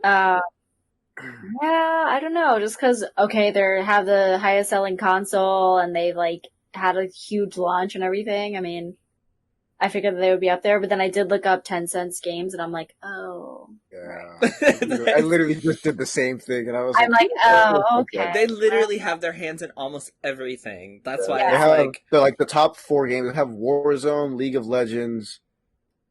Just finished looking at the list, but And they have Call of Duty Mobile. they I think they have like Yeah. 40% of Epic games. yeah, they have Which is 40% like- of Epic. Yeah, So that makes- yeah.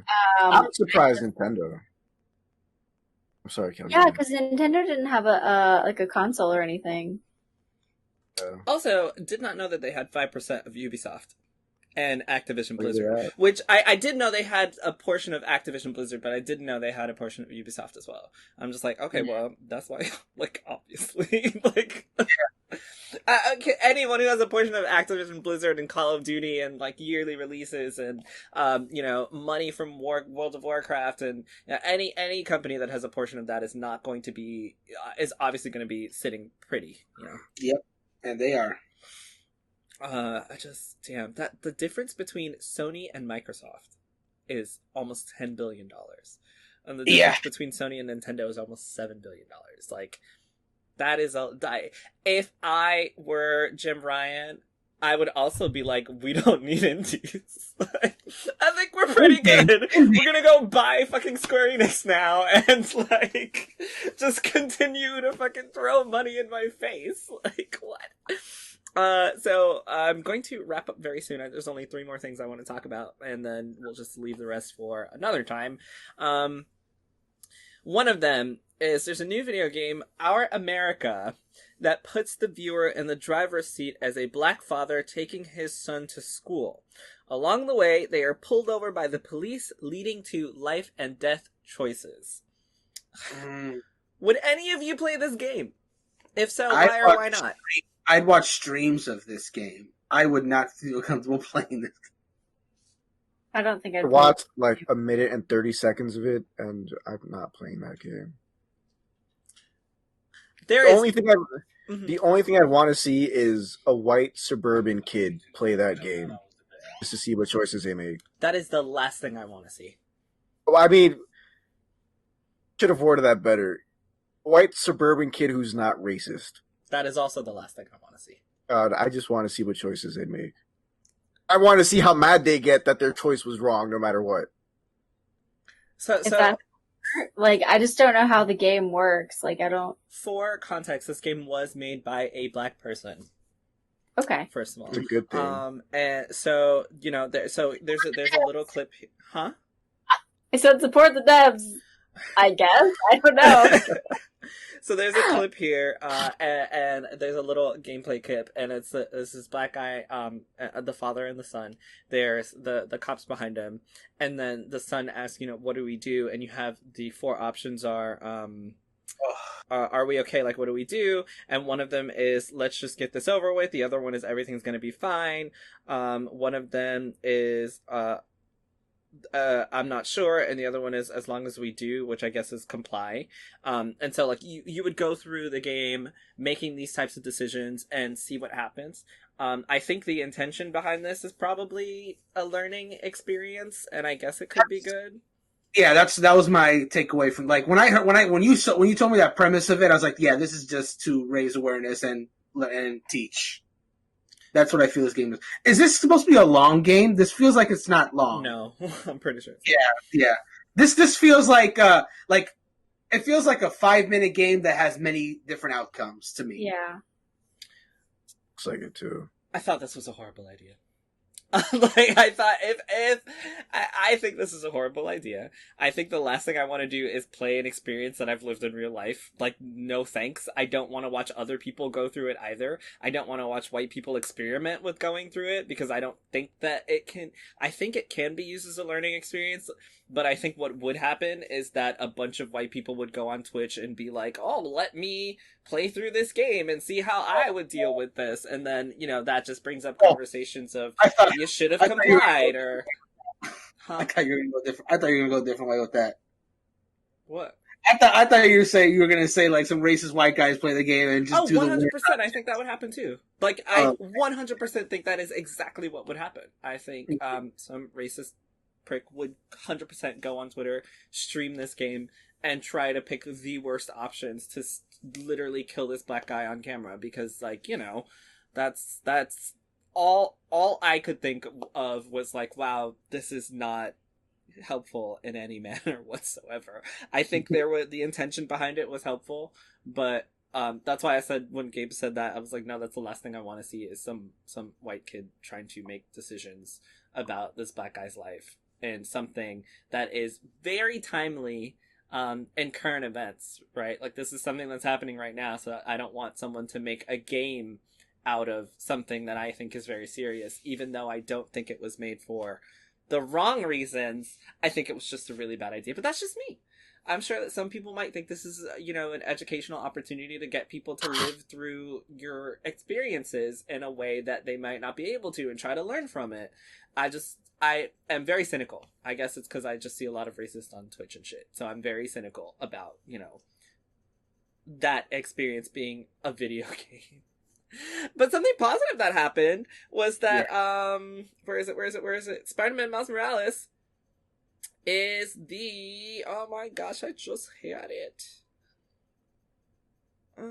There it is. Spider-Man Miles Morales has already outsold both The Last of Us Part 2 and Ghost of Tsushima Lifetime in the US despite launching months later.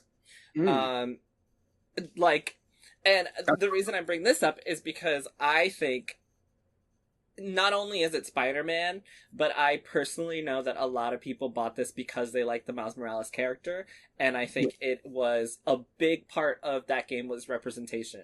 I know a lot of black people that bought this. I know a lot of Hispanic people that bought this. I know a lot of people that were like, it's really cool to see a studio try so hard to incorporate proper representation, and the audience is obviously there. It's like when, you know, a bunch of people turned out for Black Panther, people that had never watched Marvel movies before went to see what was a cultural phenomenon for black people. Like, that's what Miles Morales is, I think, and it is no surprise to me that it's outsold Last of Us 2. No offense to Last of Us 2. But, like, I'm very sentimental. I'm very proud of the fact that this game has outsold Last of Us 2 after releasing months later. And obviously it has a Spider-Man name, and obviously it had to do with, you know, some of the success of Into the Spider-Verse and the Marvel Universe, I'm sure. And that game's also, I mean, that movie's also amazing for, you know, cultural representation. So whoop-de-doo, let's go fucking Spider-Man, let's go Miles Morales. Did anybody want to comment on that before I bring up the last thing? No, I think it's awesome. Just that's it. Like, actually, I think a lot of the fans came over because the way they set up Miles Morales in the original Spider-Man game, the first PS4 Spider-Man game, was like, you're playing the game and you're like, okay, I know Miles Morales. Like, I know that's a Spider-Man. How is he going to... Because as soon as he showed up... I mean, I guess, spoiler alert, sorry to everyone who hasn't played the original Spider-Man game. Like, as soon as he shows up in the game, he's not, like, a passing side character. He becomes a part of the story, and you're like, well, I want this guy to have his own game. Mm-hmm. So obviously, you know, they brought his game out, and everyone was like, well, we have to see, you know, how he came into the spider suit, because the ending kind of like gives you, it's like, I really don't want to say it because spoilers, but like the ending happens, and you're like, you can't give us, if the next Spider-Man game isn't Miles Morales, then like, what is it going to be? Because you finish the game and you want to be Miles Morales, because he already starts displaying his own type of, I guess, Spider-Man powers that are,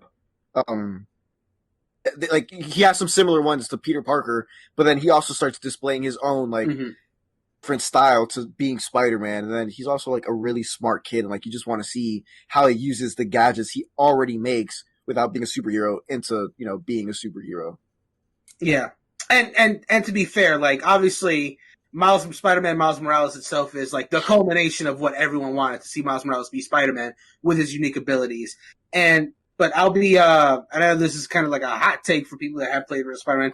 I wasn't offended by how he was in the first game. I think it was a nice, or the first Spider-Man game, a nice origin story for Miles. and led up really well into what Miles Morales would be. Like, I know why people have complaints, because for Miles, when you play as Miles in the first Spider-Man game, it's just stealth sequence because he doesn't have his powers yet. And I can see why people would be bummed out by that. I really liked his last stealth sequence, though. It was really good. It was really tense, but I like how it led into Miles Morales, and now we have it. So, and also, like what Gabe was saying, it also doesn't surprise me that much, like for all the reasons that Jerel said, but also because The Last of Us Part 2, while obviously sold very well and got highly reviewed, it was also very controversial. And Ghost of Tsushima sold extremely well for a new IP, but it's still a new IP. Controversial games sell well all the time.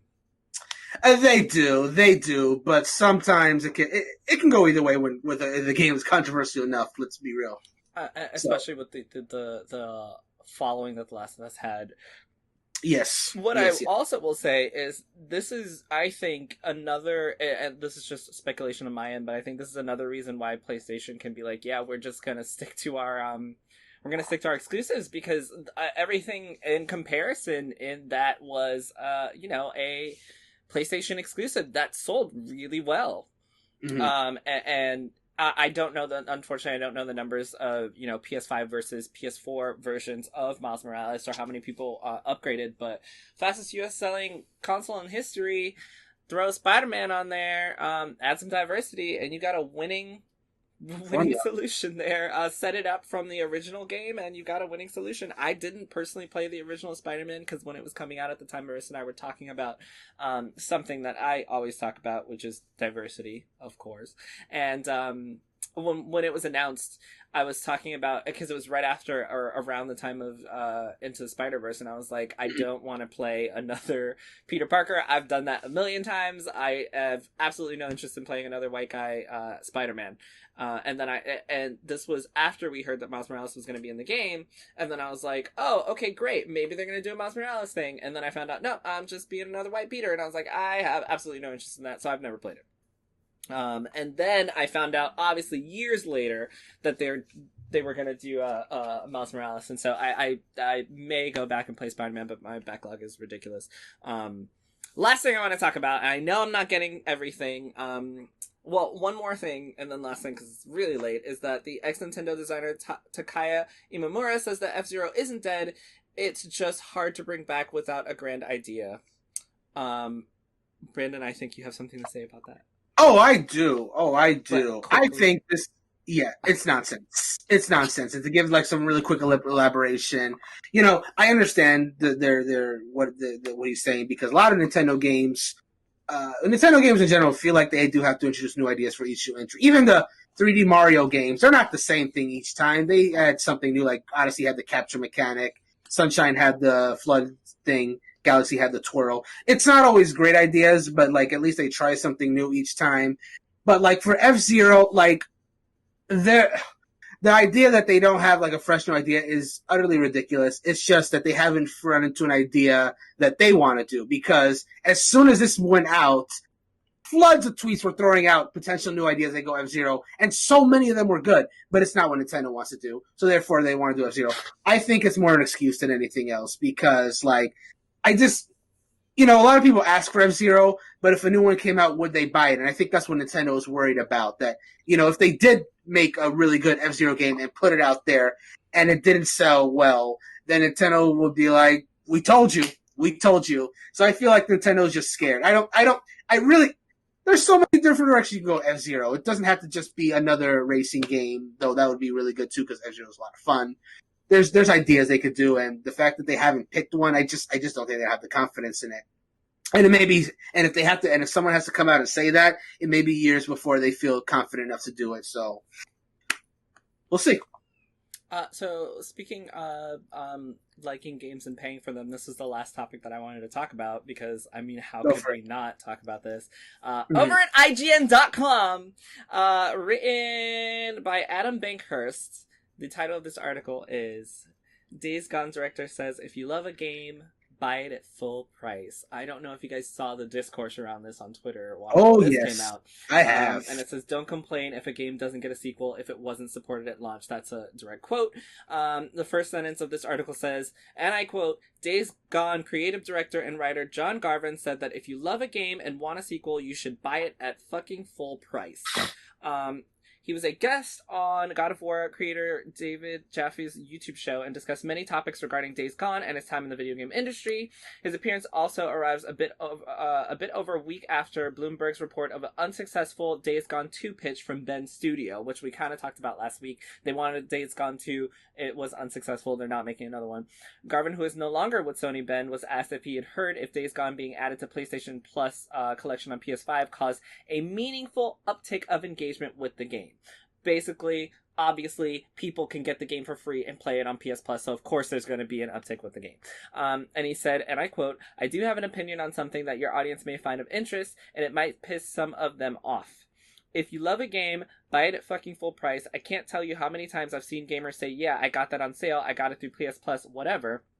I'm just saying you don't, but don't complain if a game doesn't get a sequel if it wasn't supported at launch. It's like God of War got whatever number millions of sales at launch and, Days Gone didn't. I'm just speaking for me personally as a developer. I don't work for Sony. I don't know what the numbers are." And it says he continued to explain his reasoning by explaining a piracy situation that occurred during his time working on PSP's Siphon Filter Dark Mirror. And I'm not going to go into that because we're running out of time. But he does go on to say, "I think the uptick in engagement with the game is not as important as did you buy the game at full price, because if you did, then that's supporting the developers directly." Now, a lot of people on Twitter were going with Kellie had stuff to say. A lot of people on Twitter were going with the obvious. How do you know if you like a game if you haven't played it? How do you know you're going to buy a game? Why would you spend, $60, $75 full price on a game that you haven't played before? How do you know if you're going to like it? That's why games like The Last of Us 2 do well, because everyone knows Naughty Dog. We've already played their games. We are confident in what they can do, as opposed to a new IP such as Days Gone.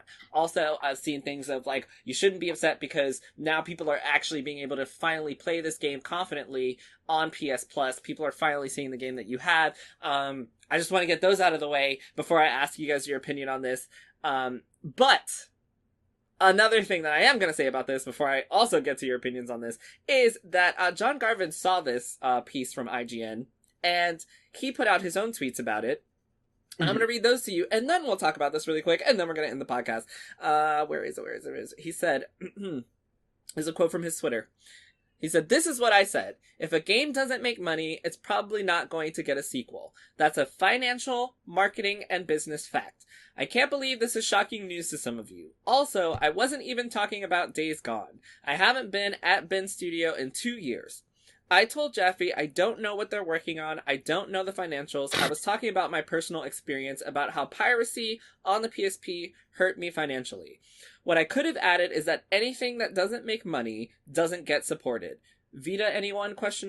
Again, I have no knowledge of the financials here. It's just common sense. Have you seen a movie that you loved but didn't pay to see, then wondered why it never got a sequel? So you do you. If you don't like a game, if it's buggy, if you listen to reviewers' opinions, if you think games cost too much, more power to you. Just don't buy it on sale a year later, discover you love it, then wonder why a sequel never got made." That's what he said. Now that you guys know what he said versus what the article wrote, last impressions, how do you feel about this?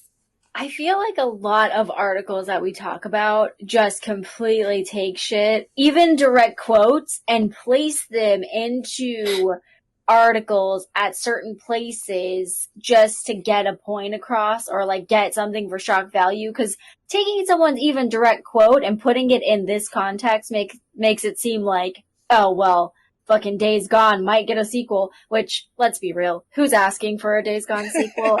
Well, the Where studio, are these Ben people? Studio was asking, and Sony was like, no.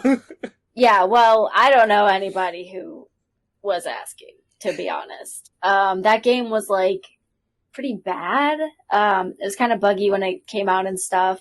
It was a great concept, though. I watched the, launch trailer for it, or, Same, no, I whenever was they first excited. released... Yeah, whenever they first released the gameplay, I watched that shit 5 times. I was like, this is amazing. There's hundreds of zombies. Yeah.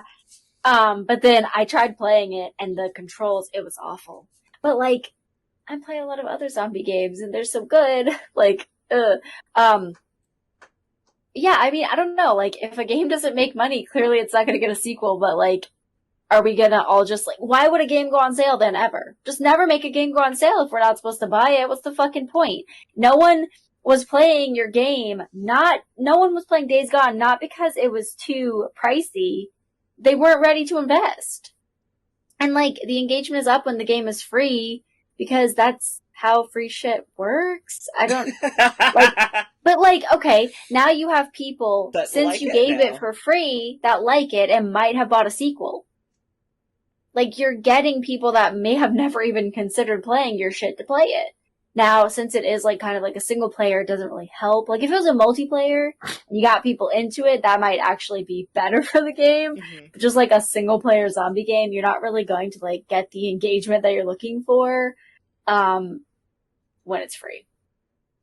But I digress. I think the article was written in a way to make him look like a total asshole. I'm not saying that he's not, but I mean, I do feel like he was being realistic. If games don't make money, they don't get a sequel. That totally makes sense. That is sound logic. Yes.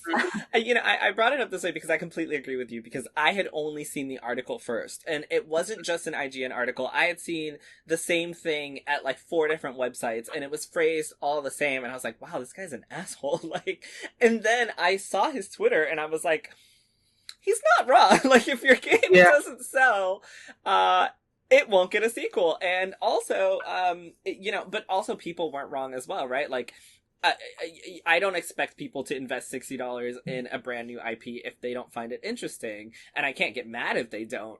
But also, like, I don't expect to get a sequel if no one buys my game. Like, like what Kelly said, if you like it now, maybe there's more interest in a sequel because you got it essentially for free. So you should be happy about that. But I don't think anything he said was necessarily wrong.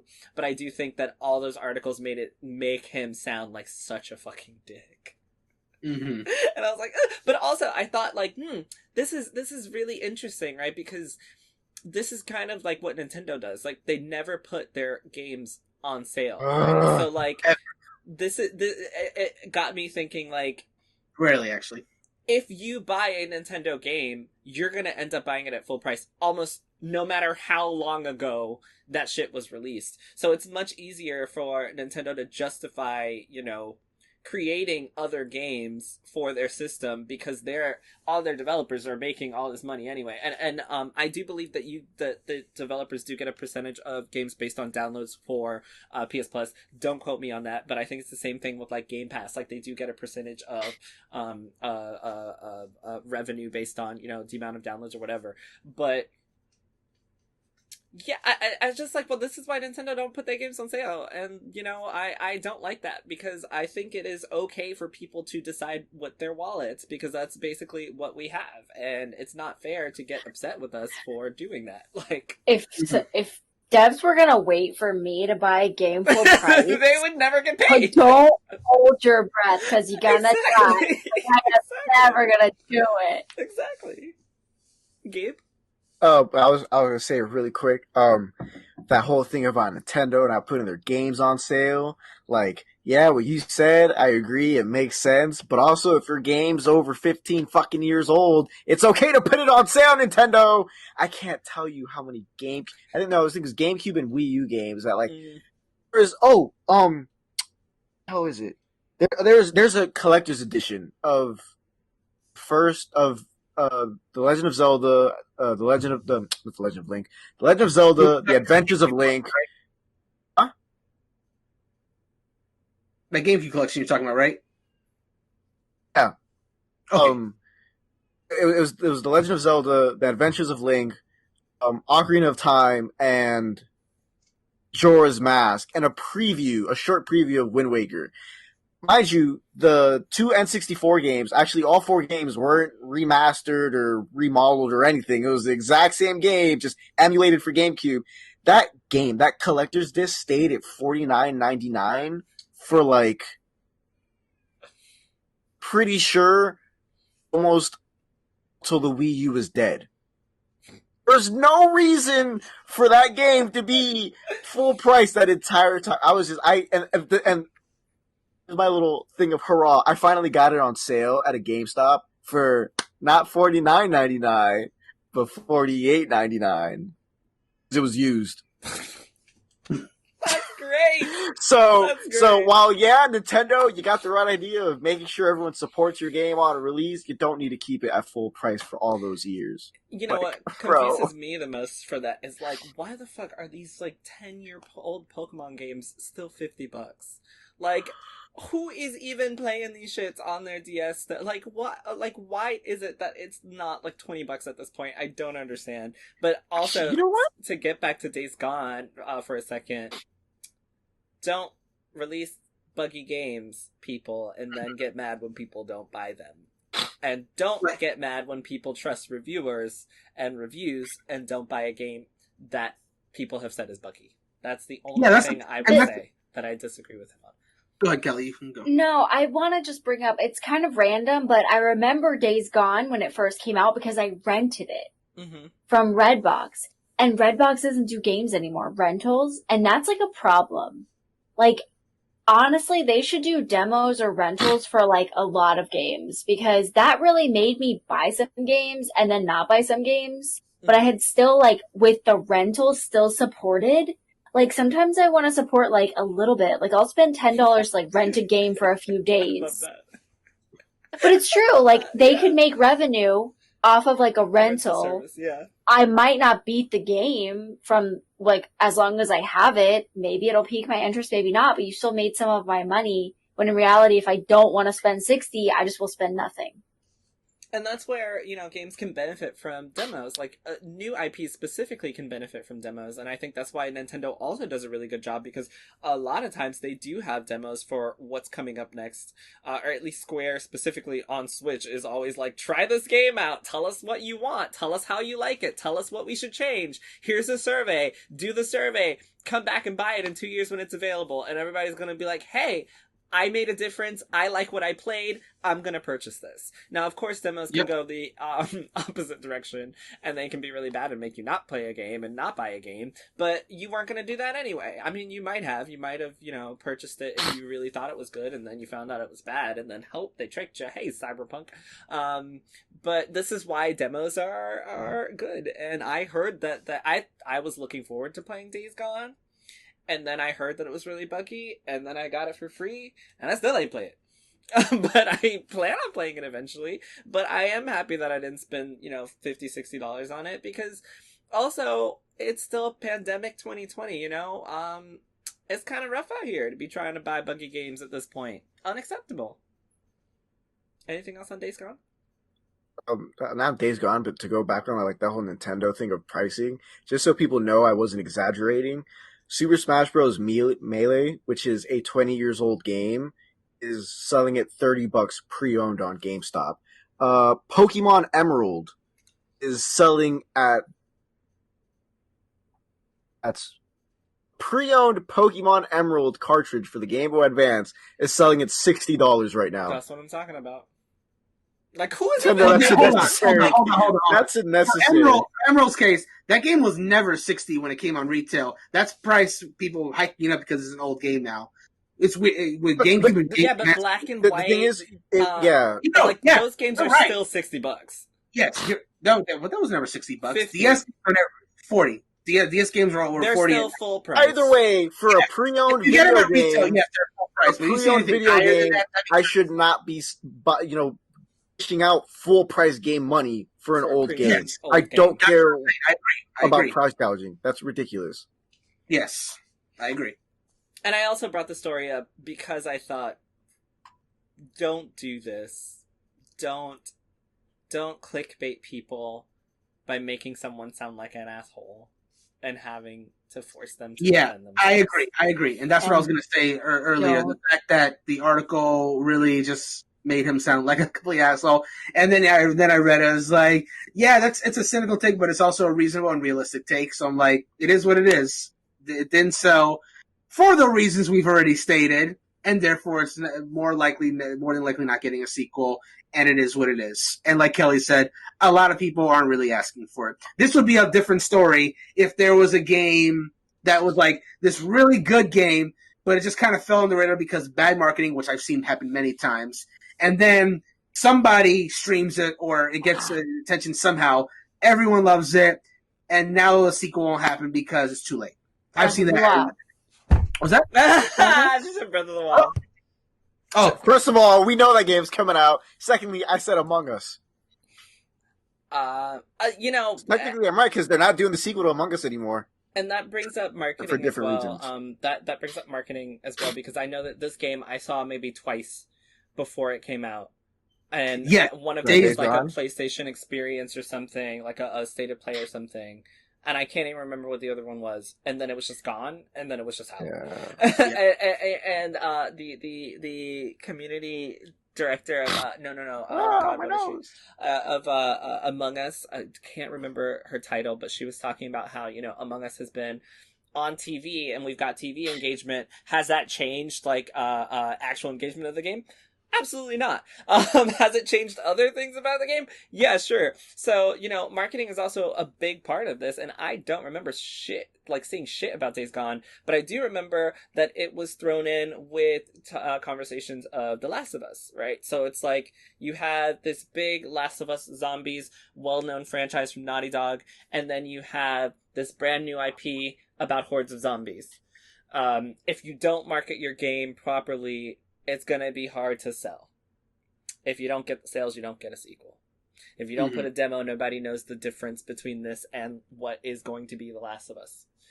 So it was a very unfortunate, situation. It's kind of like Overwatch versus Paladins. no. What was the name? Battleborn. Oh yeah.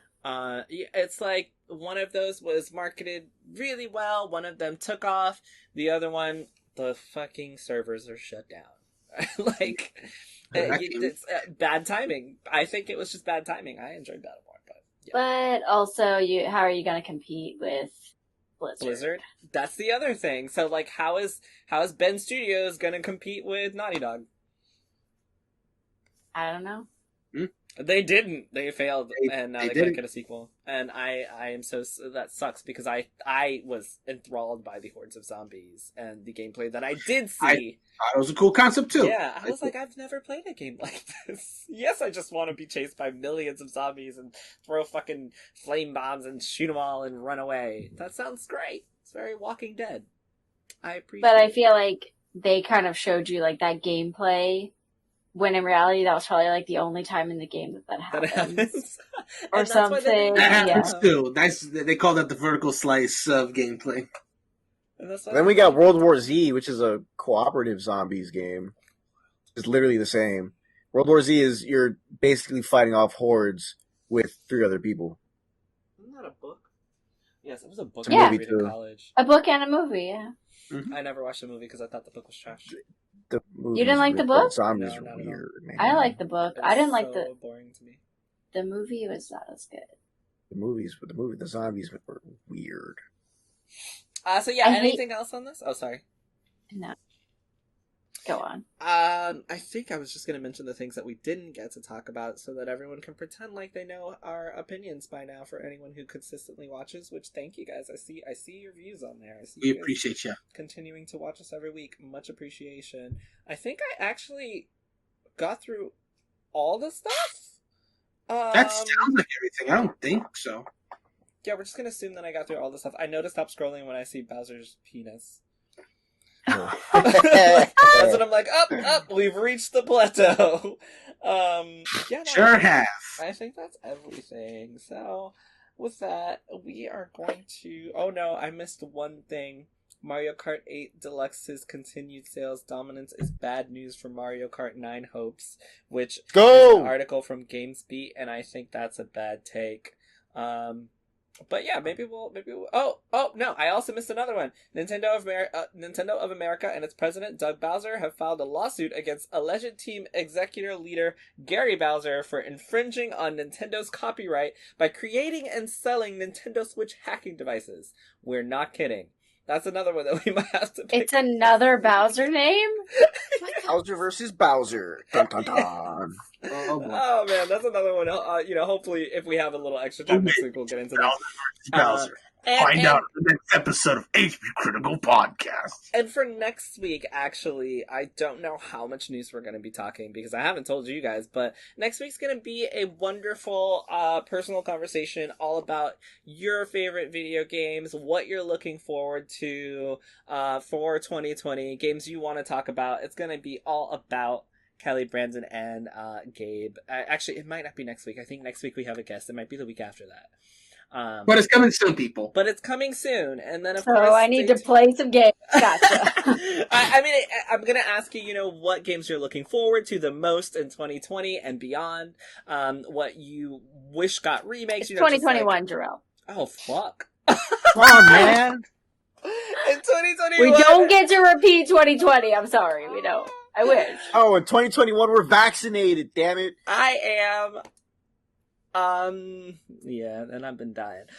Anyway, so, with that, look forward to our next episode, look forward to our next special guest, and, I hope you enjoyed another week of the HP Critical Podcast featuring Brandon, Gabe, Kellie, and myself, Kellie, Gabe, Brandon, Kate, whatever, and me. And with that, good night, everybody. Good night, people. Good night, everybody. Bye. Let's go! HP Critical!